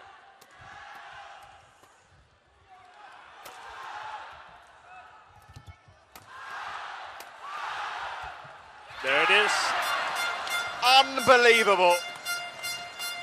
Carla Nelter and Isabel Hedrich have taken a game off the world #1 pair in only their second match together.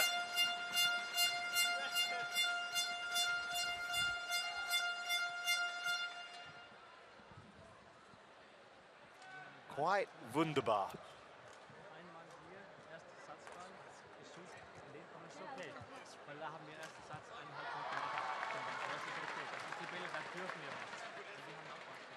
No wonder he wants to take a picture of them. In fact, he was actually taking a picture of the scorecard, or the scoreboard. That certainly is a memento, isn't it? We did take a game of Wu Yang and Wang Xiali. Don't really need to say anything to them, do you, really?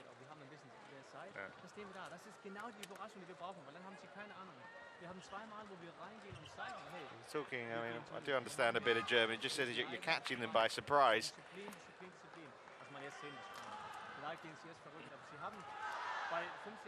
They're smiling, the girls, but I'm not sure they're listening that much to what Jakob is telling them.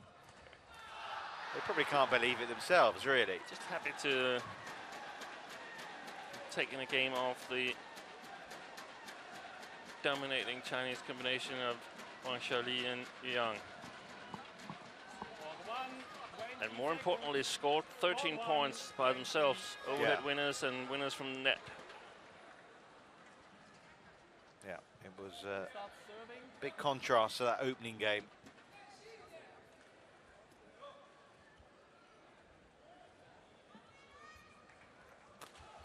Final game. Love all. Play. Well, who would have predicted this? Will we see a reaction here from the Chinese pair? Because they've been stung all right.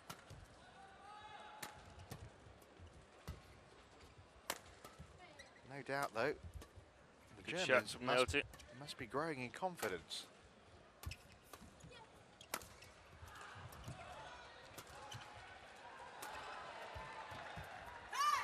It was the right idea. Yeah, it's too bad. Really well played from the German side here in this rally. Keeping the initiative and preventing the Chinese pair from attacking.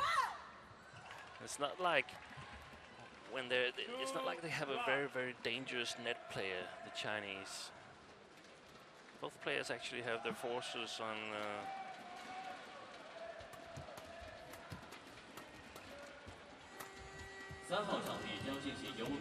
the baseline and in the defense. That's it. White. We will have the third match of Yoga Cup quarterfinals. Women's single in court 3. Representing Thailand, Saksidi Tanatanatai.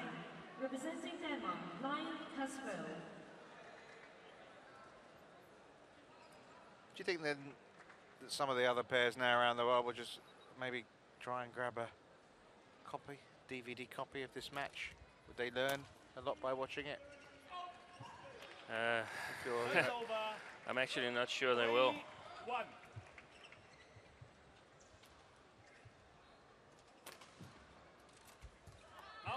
I'm saying for other pairs to look at in terms of taking on Wuhan. Probably a lot of both players and coaches thought the way we did, that this was going to be an easy match for the Chinese. so they're not really giving that attention. You don't think that you can get the ideas on how to beat Wang Xiaoli and Yu Yang by watching some German scratch. Karl Nelte and Isabel Hertrich playing them, but that might actually be the case here.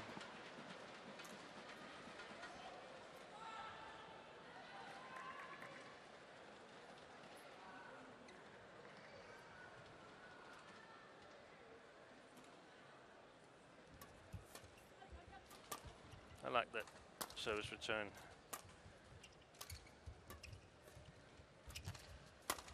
That was a little bit too high from Karl Nelte, but the flat pushes towards the backcourt corners, very difficult for the Chinese players to do something constructive there, but as soon as it's a little bit too high, they come in and use their power.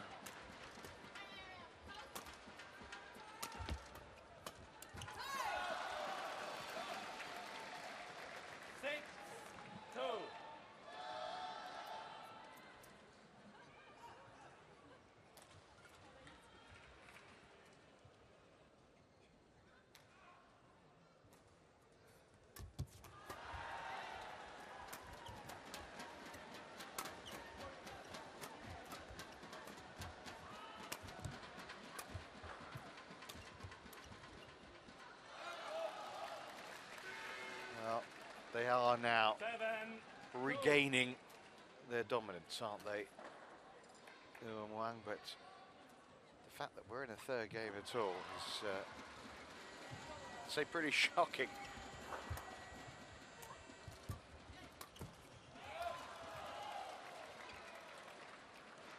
Yeah, I believe you could have gotten quite good odds. A bit, yeah.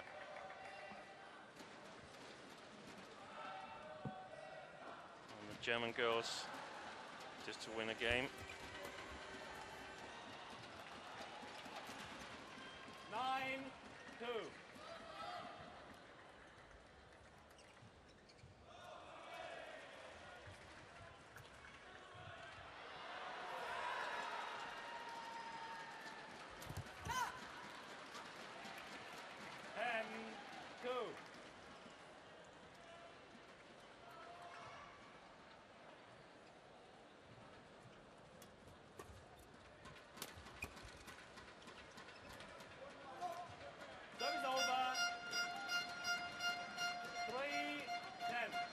A run of 7 points in a row.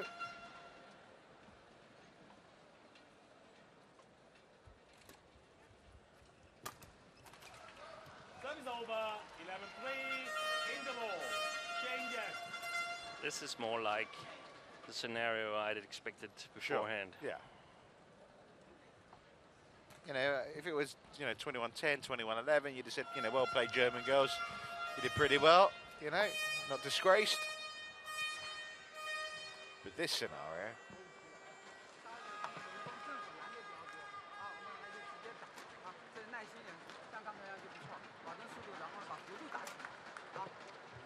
I don't know. I'm just thinking here in the context of the overall Hubei Cup, which China are desperate to win back. You look at the performance of Wang Shixian yesterday, the second women's doubles pair as well. They went a game down. You look at the performance here as well, and you look at the Wang Yihan as well in the opening singles, and you're thinking that just something doesn't seem quite right. There's some signs. There's some small signs. I don't know if there's any of the other women's teams that are actually strong enough to exploit them, but there's some signs. You could There's vulnerability make a there, case. isn't there? Yeah. But I mean, at the end of the week, I mean, you'd still fancy them to come away as the winners, but they're hardly runaway favourites now, are they, really, given what the performances they've produced so far this week? And they're going to face resistance. They're going to face resistance now because everybody can see that they can be challenged. Whereas the Chinese men's team, they looked really, really solid yesterday. Only problem was the men's doubles where China fielded their number 3 pairing lost the first game, but then quite convincingly took the second and the third. Service over. But as you said, it was the third pairing who, you know, probably having their only run out of the week anyway.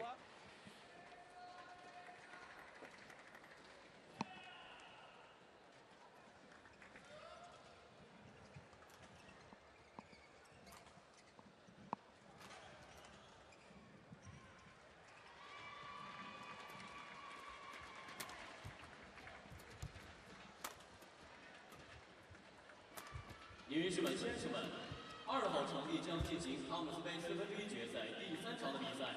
日本队田儿贤一对阵印度尼西亚队陶菲克。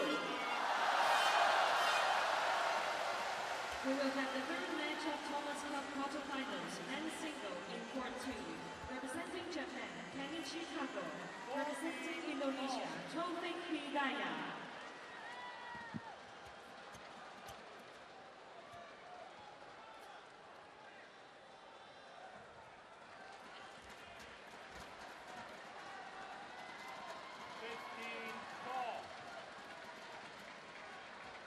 Nothing more left in German players now.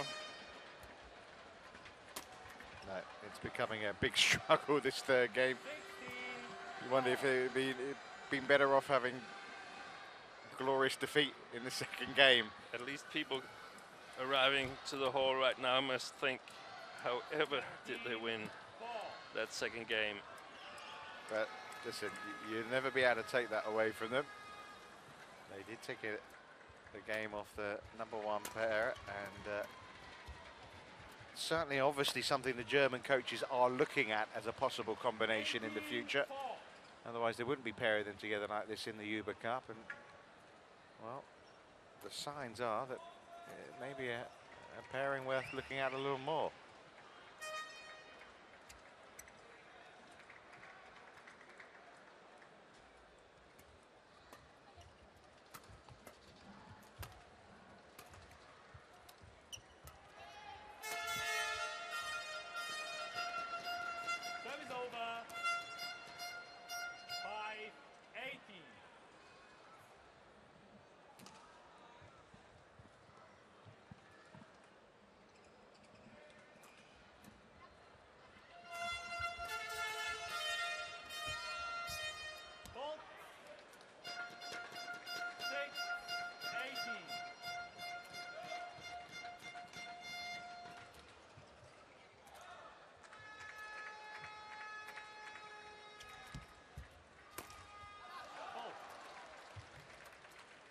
Over.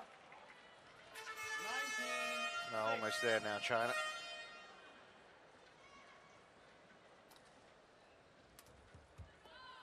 Service over. 7-19.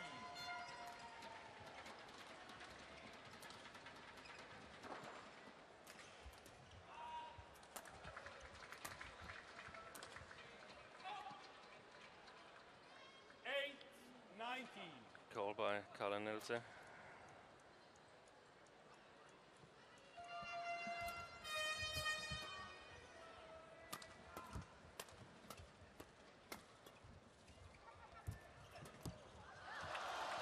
Well, match points have arrived. That is over. 20. Match point 8.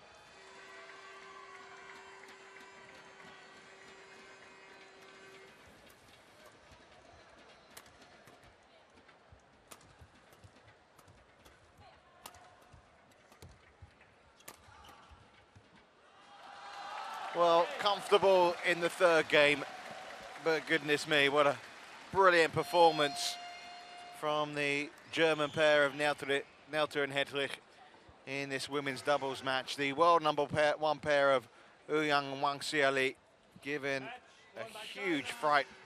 21-10, 19-21. Really, this scratch German pair have shown many others around the world of how to do it against the world #1s.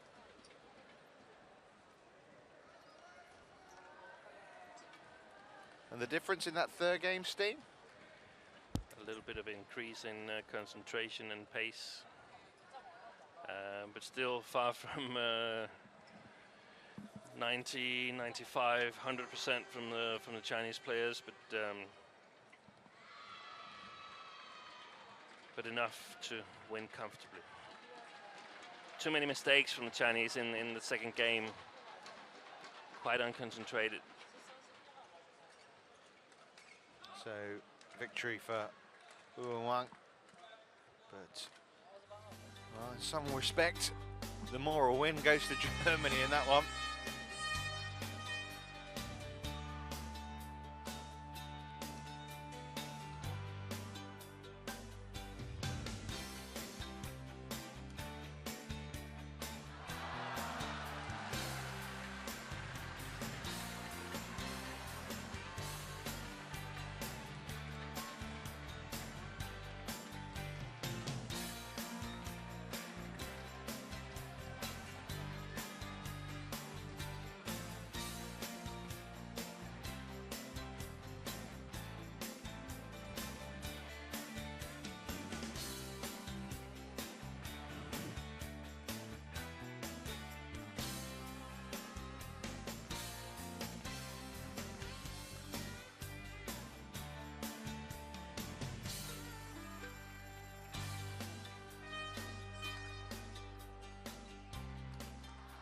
So victory in the end for Wu Yang and Wang Xiaoli over the German pair of Karl Nauter and Isabel Hettrich. Took 3 games though, but it is China 2, Germany 0. Next up will be Wang Xin up against Carola Bott in our second of the women's singles matches.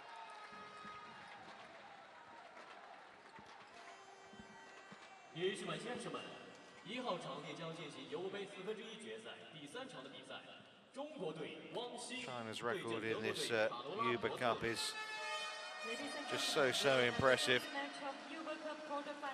14 Hubei Cup appearances, 11 wins, 3 times runners-up. Representing Germany, Carola Bott.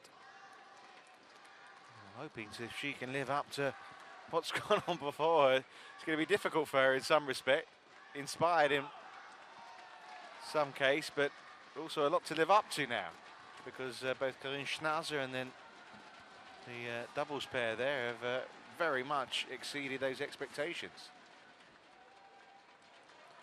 Yeah, the teammates have come off the court with good experiences, and of course you hope that you can get one yourself.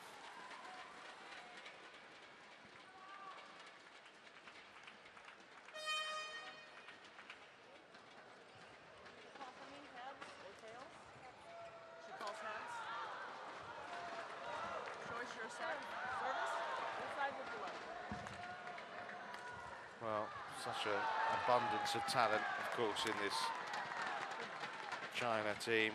We've already seen the world number 1. Now we've got the world number 2 in Wang Xin. Carola Bott, world number 100 exactly. This week she's already played a couple of matches, won a tight match against Renuga Viren of Australia and lost to Bae Yoon-ju of Korea 21-10, 21-10. Wang Xin under pressure to deliver, really, isn't she? We've said that about all the Chinese girls this week, especially the singles player, but she's the elder statesman, if you like, and she, well, she's had a bit of a struggle. She ended 2011 really well, had a really good autumn, but as you can see, 9-5 the win-loss ratio so far this year.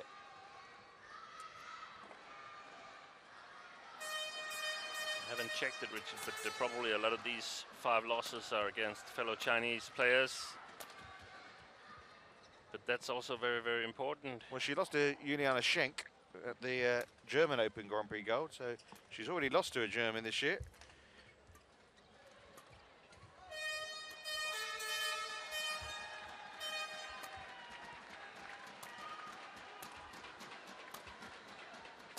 She's been in one final this year. That was in January in Korea.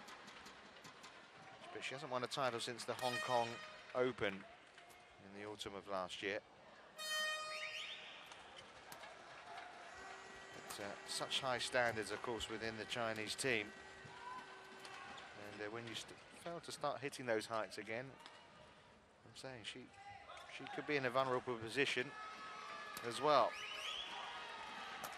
Sometimes competition for places, you know, it pushes you on and spurs you on, and sometimes it can have a very different effect as well.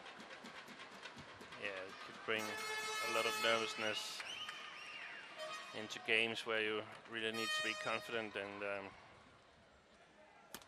selection for the Olympics should be done here by the end of May, I think, but you actually have all the way until the draw is made on I think the 23rd of July to make replacements. So that means that if one of the Chinese players should be injured, one of the selected 3 players, then the 4th player can replace that injured player, as long as the draw hasn't been made.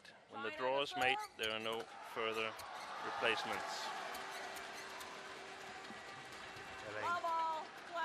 Elaine Kong of the United States is the umpire, and we're ready for this 3rd match in this quarter-final of the Hubei Cup. Germany have done so well so far. They pushed China.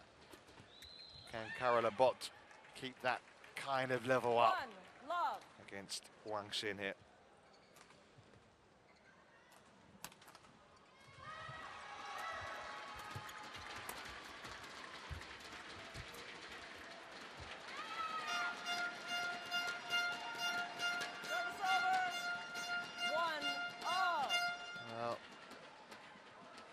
She's being described as the Anna Kournikova of badminton.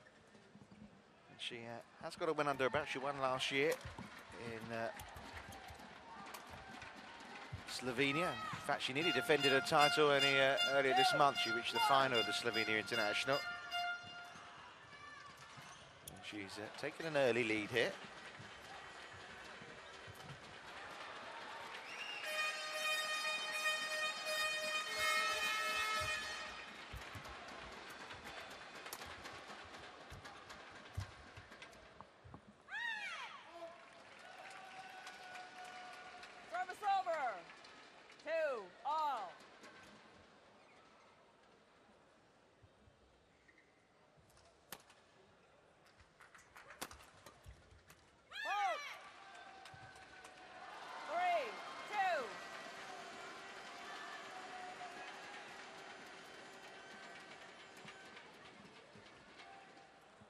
Also part of the bronze medal winning team in 2008 of this Hubei Cup bot.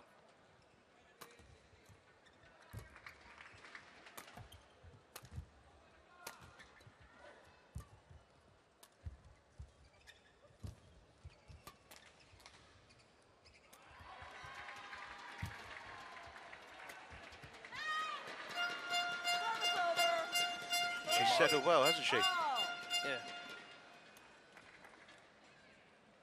Wang Xin, a left-hander. There's not that many left-handers in the top 10 in the world. I think actually she's the only one.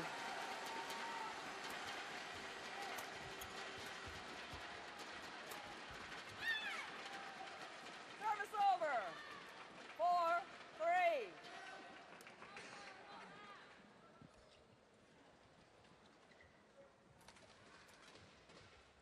Another who's had a kind of up and down time with things, Wang Xin. She's only really been playing on the international circuit the last 3 years or so. She was first called up, got an injury, and told to go back and play for a provincial side. To go back to the provinces, and she returned, and she ended up beating everyone in the squad in training.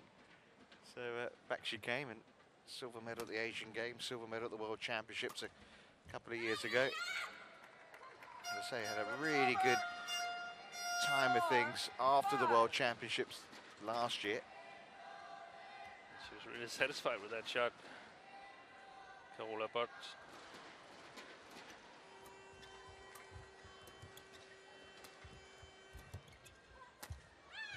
Not that one though. Service over. 6-4.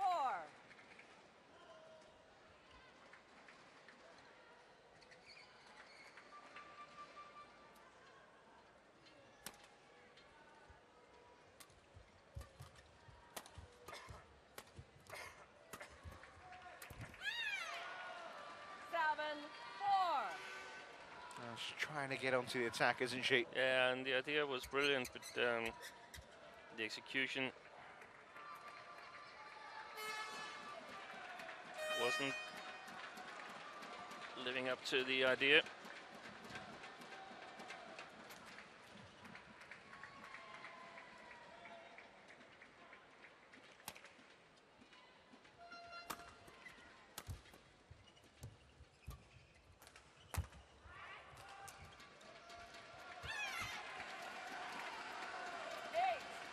Seems to me that she's trying the right thing, the German girl, trying to take control of the rallies,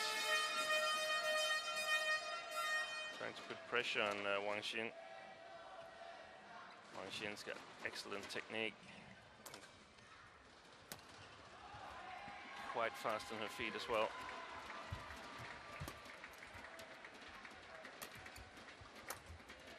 Great shot there.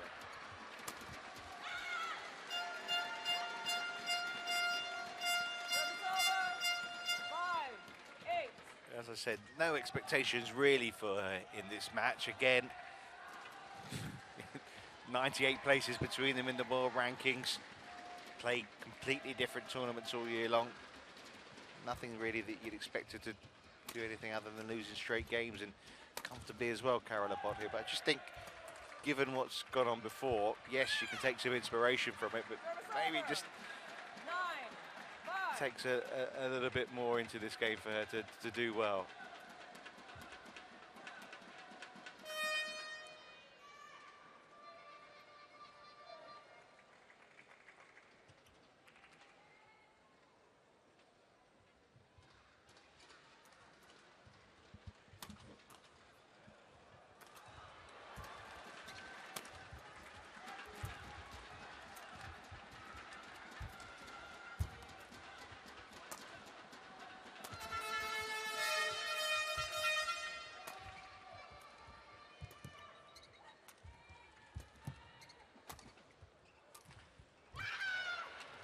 Players playing at a quite good pace now, and I think it's that Carola Bod is playing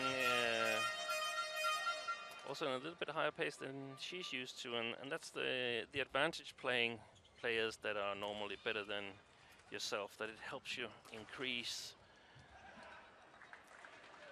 your pace, and that's why it's so important for the countries to have some strong players so that their younger ones can spar against them. And then hopefully... That was pretty good judgment by Wang Xin though, wasn't it? It was. Nearly made it look silly. But yeah, no, Bot, look at that return there. That was excellent. She's got her problems in the defense, Carola Bod. Trying her best to survive, but the shot quality in her defense is not as good as in her offense, and probably why she wants to get onto the front foot as quick as she can. Exactly.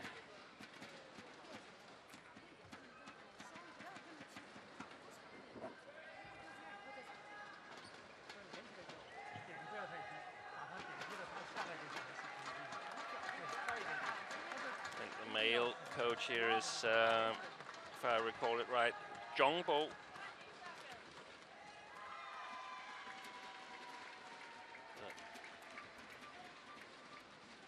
I believe he's the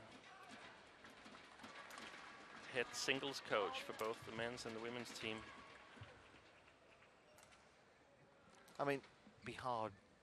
I mean, I know sentiment doesn't come into it, but you'd think she would be going to the Olympics, wouldn't you? I mean, she's 26, you know, that's... I'm pretty sure that she'll be going. I have a strong feeling that Wang Xishan is not going to the Olympics. Hope she can't hear you.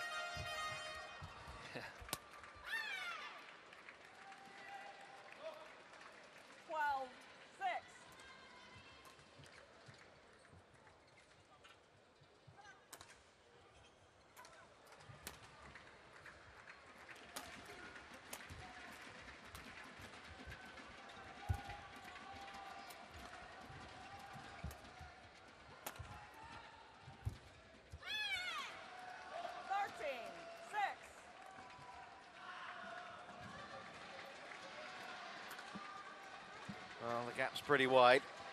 7 points between them now.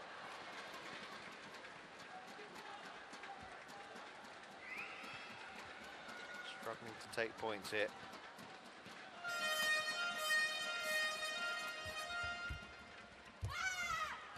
Service over. 7-13.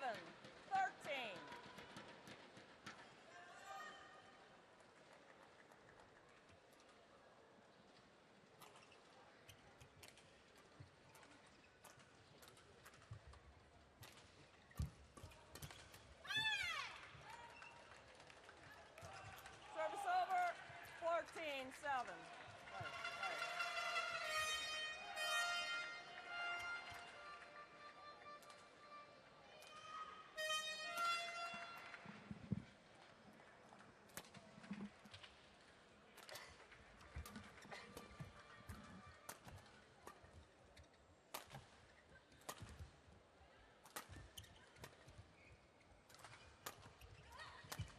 Really stretching her, isn't she?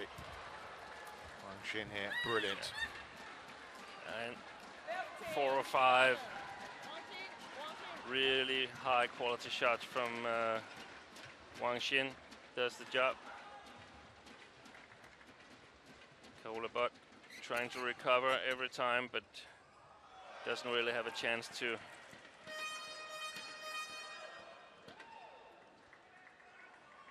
Get out of the iron grip.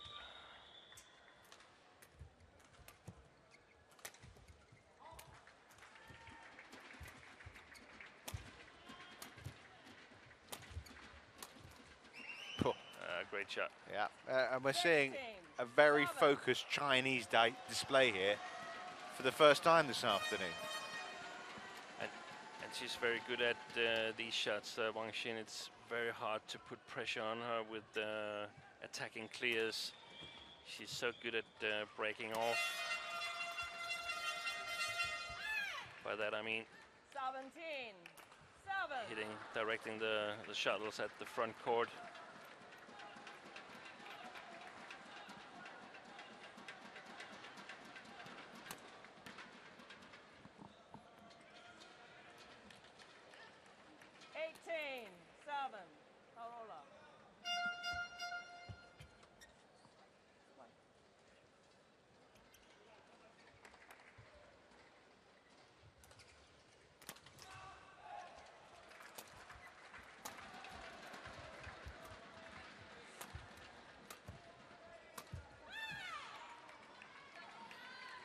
Trying to force it now, isn't she, Bot?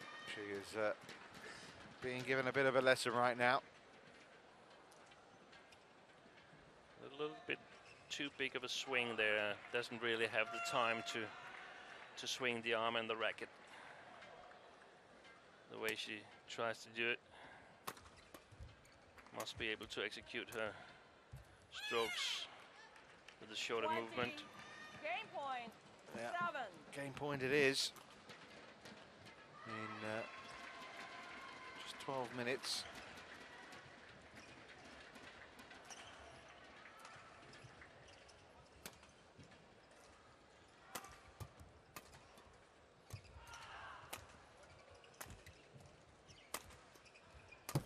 And 8 points in a row to conclude the opening game, 21-7. First game won by China.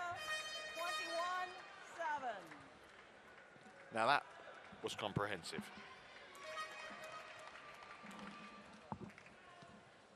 That was more like what we'd expected. But still credit to Germany for putting up an excellent fight.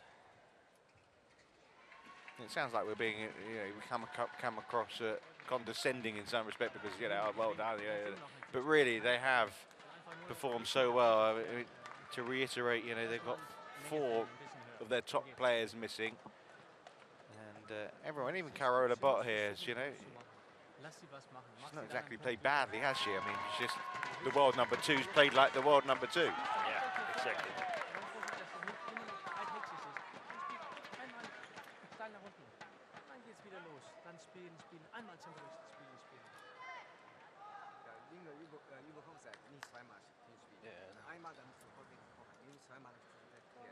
Where here Jakob Høj wants it to play downwards, and that's a good plan.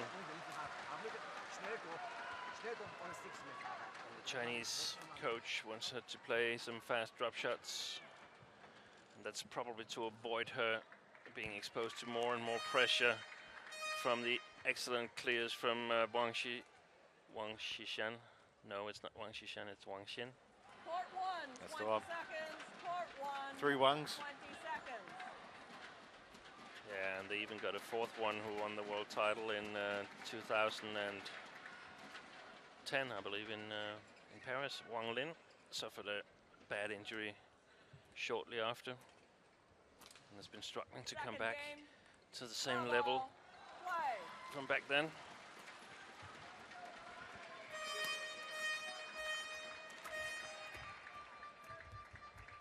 Can Wang Xin here just sew it all up for China and book their place in the semi-final of this BWF Hubei Cup 2012.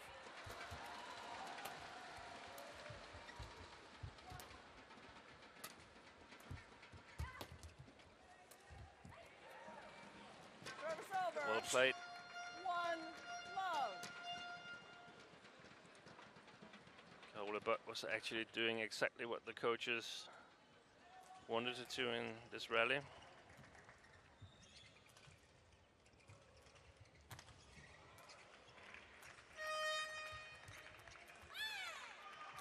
Service over. 1 all.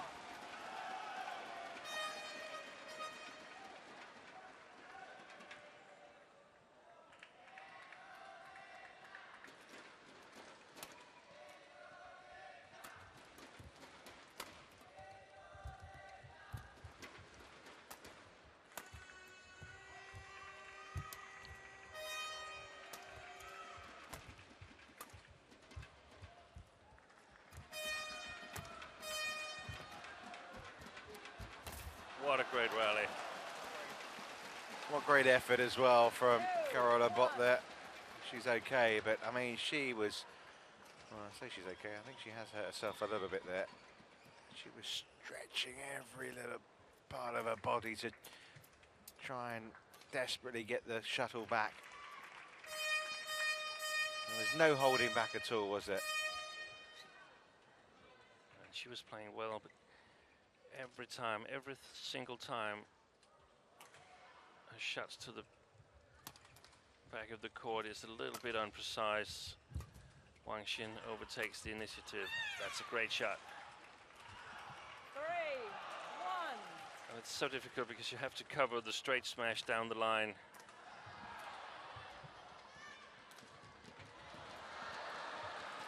Yeah, the court must be feeling very big at the moment to Carola Bott. A little bit exposed, isn't she?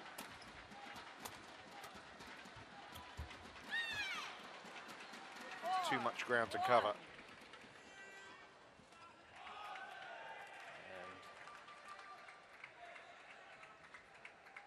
And Wang Xin's won 12 of the last 13 points. Wang Xin, she's got that great technique. She's quite fast. Probably Wang Xishan is faster, but hasn't got the same technical ability. Service over. 2, 4.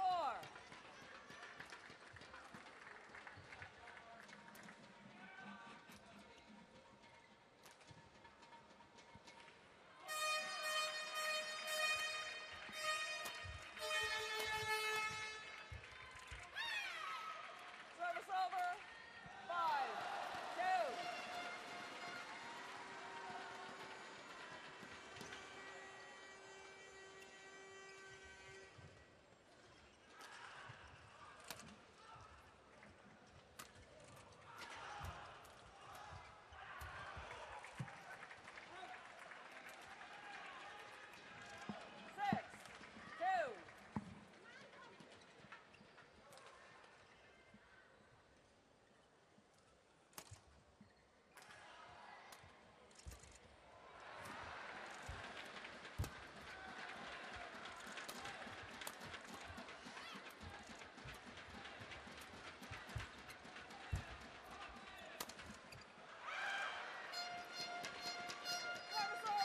wide, Wang Xin. I don't think Kola will get the same amount of points as first ladies singles, or let alone the first ladies doubles, but I think she's done equally well. Service over. 7-3. Compared to what could be expected of German players in this match.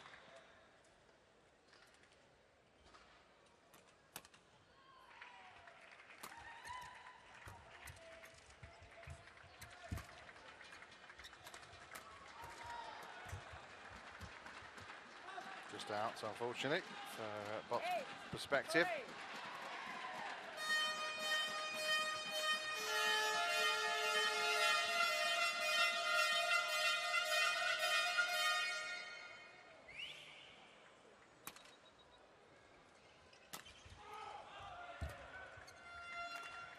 Denmark or Thailand, isn't it, who China will meet next?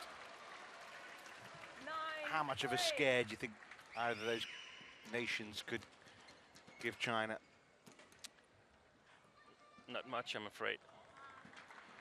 It will be a totally different preparation for that match from the Chinese side, and it will be really difficult, no matter if it's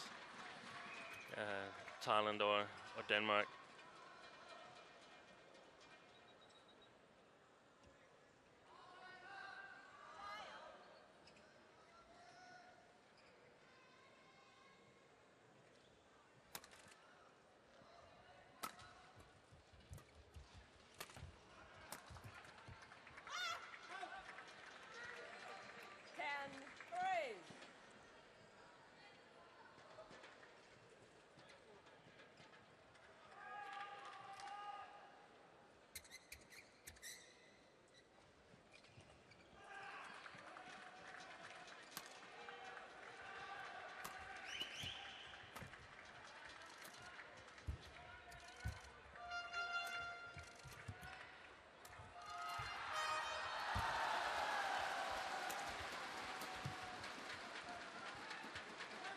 Well, the interval comes up pretty quickly, doesn't it?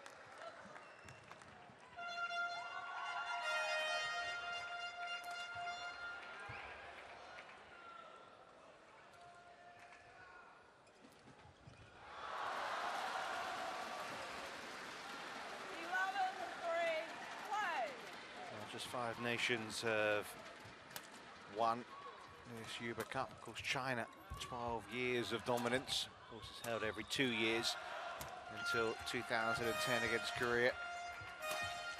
They want the cup back. Well, despite giving a bit of a fright here this afternoon, they're on their way, it would seem, to the semi-final.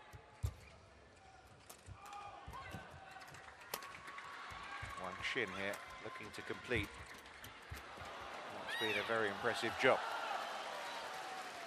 12-3.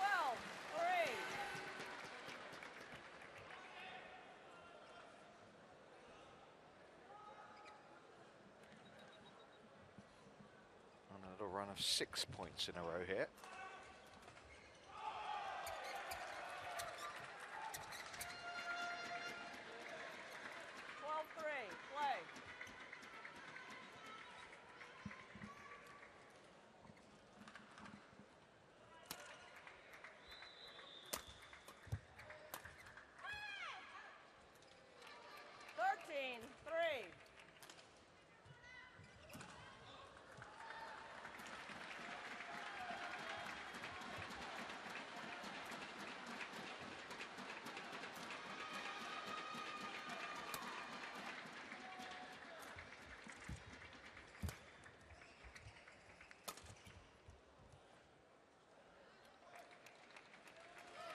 Everything just dropping the right side of the line for Wang Xin, just the wrong side of the line for Carola Bott. It goes that way sometimes.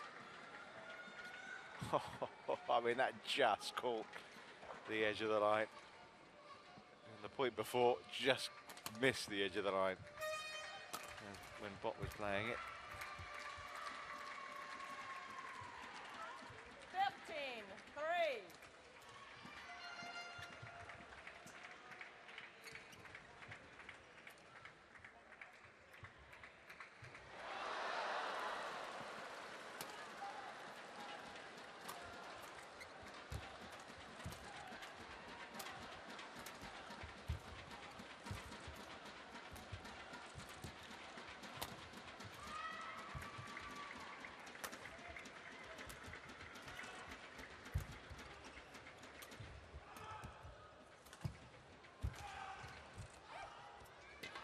Well, a well-played point by Bott.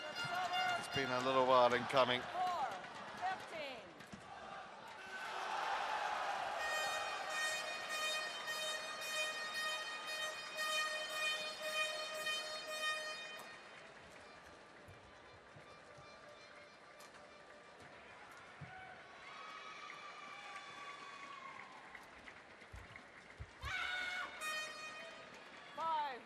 4-15.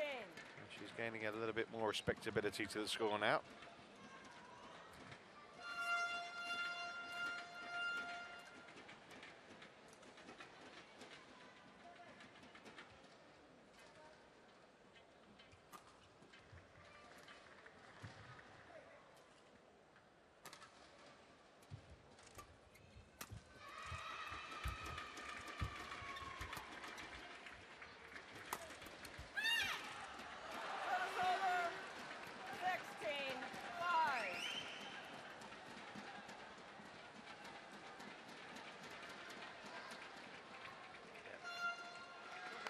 Expected 3-0 win for China in Shui, but in a totally different manner than we've expected. And do you know what? Good. I mean, it's been, more competitive than I thought.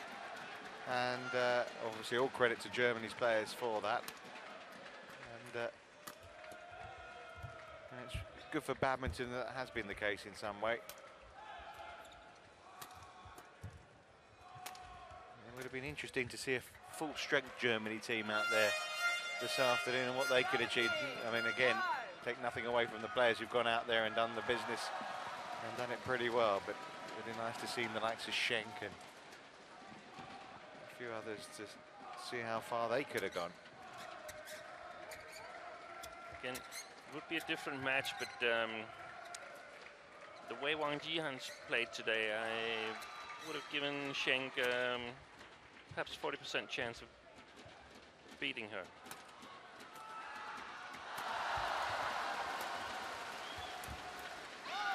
Good attack from Carola Bott. Service over.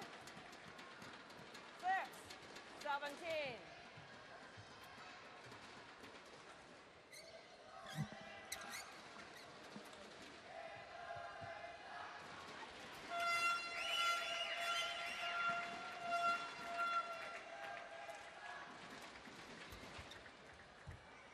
Right. 7-17.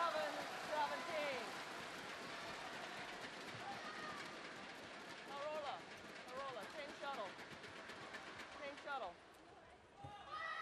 Change shuttle, please. Well, she didn't want to change the shuttle, but umpire's decision is final.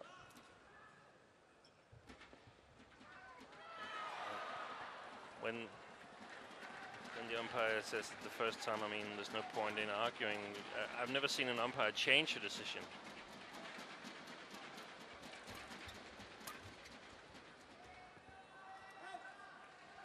Service over. 18-7.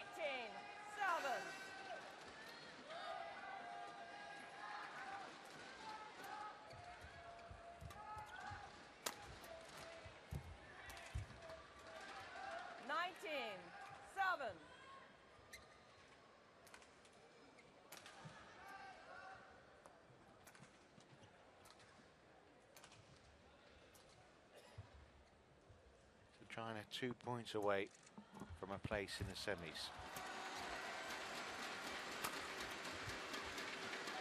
Match point. 20, match point, 7. This for an unassailable 3-0 lead.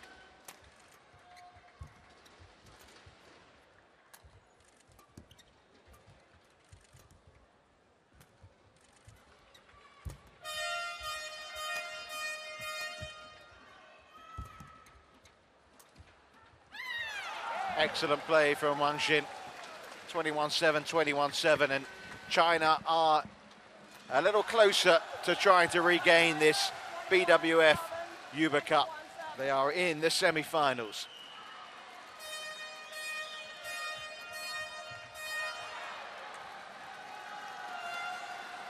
But they were given a little bit of a fright here this afternoon in places.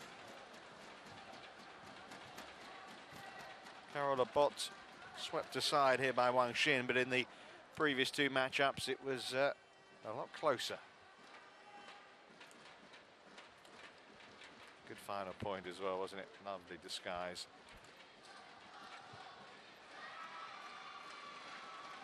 Very tight at the moment in the other quarter-final on court in the Hubei Cup between Thailand and Denmark. Slight edge at the moment really with Thailand. You have to say right now, favourites maybe to meet China in the... Seems that Thailand is going up 2-1. Sapsiree leading 12-6 in the third game against Line Kjærsfeldt. The two latest doubles are still to be played, sorry. And Denmark is the clear favorite in the first ladies doubles, so everything will be decided, it seems, in the second ladies doubles going on next on court 3. Well, the stats from this match, well, quite clearly in favour, as you'd expect of Wang Xin, given the fact that she won that 21-7, 21-7.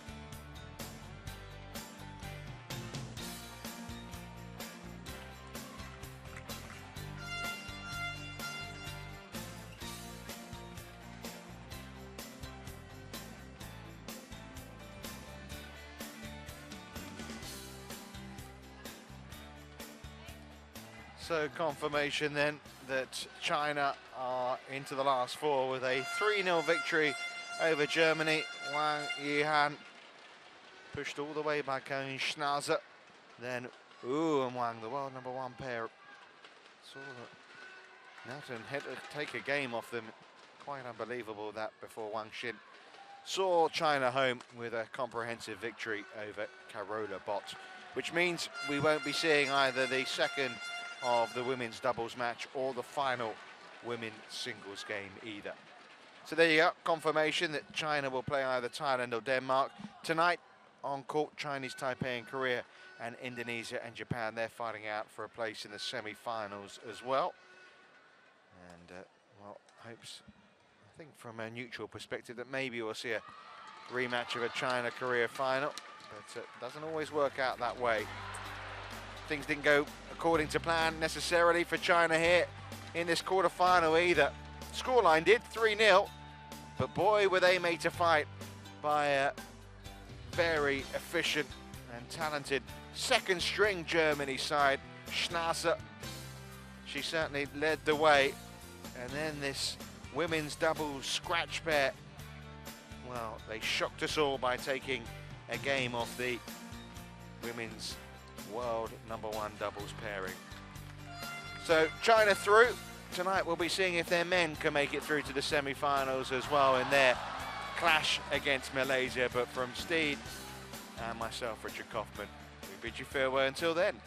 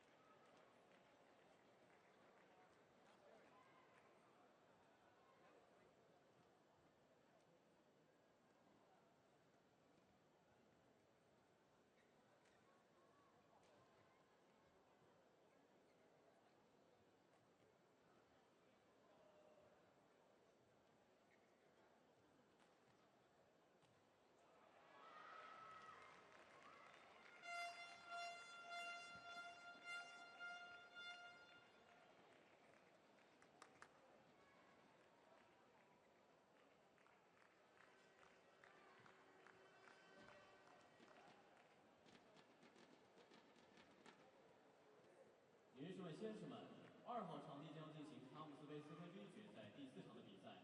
日本队远藤大由、早川贤一对阵印度尼西亚队穆罕默德阿山、阿尔文、尤利安通。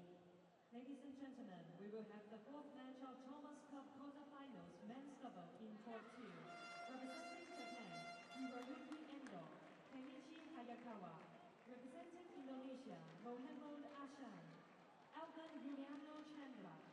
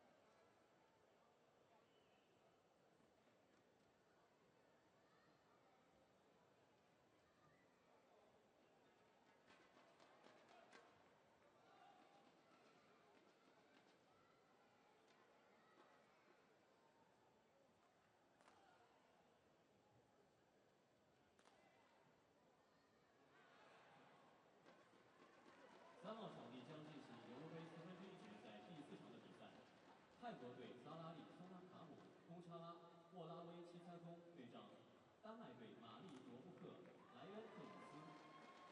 We will have the fourth match of BWF quarterfinals, women's double in court 3. Representing Thailand, Salani Sasungkamun. Kunchalai Volavichitako. Representing Denmark, Maria Ropek. Lion Cruz.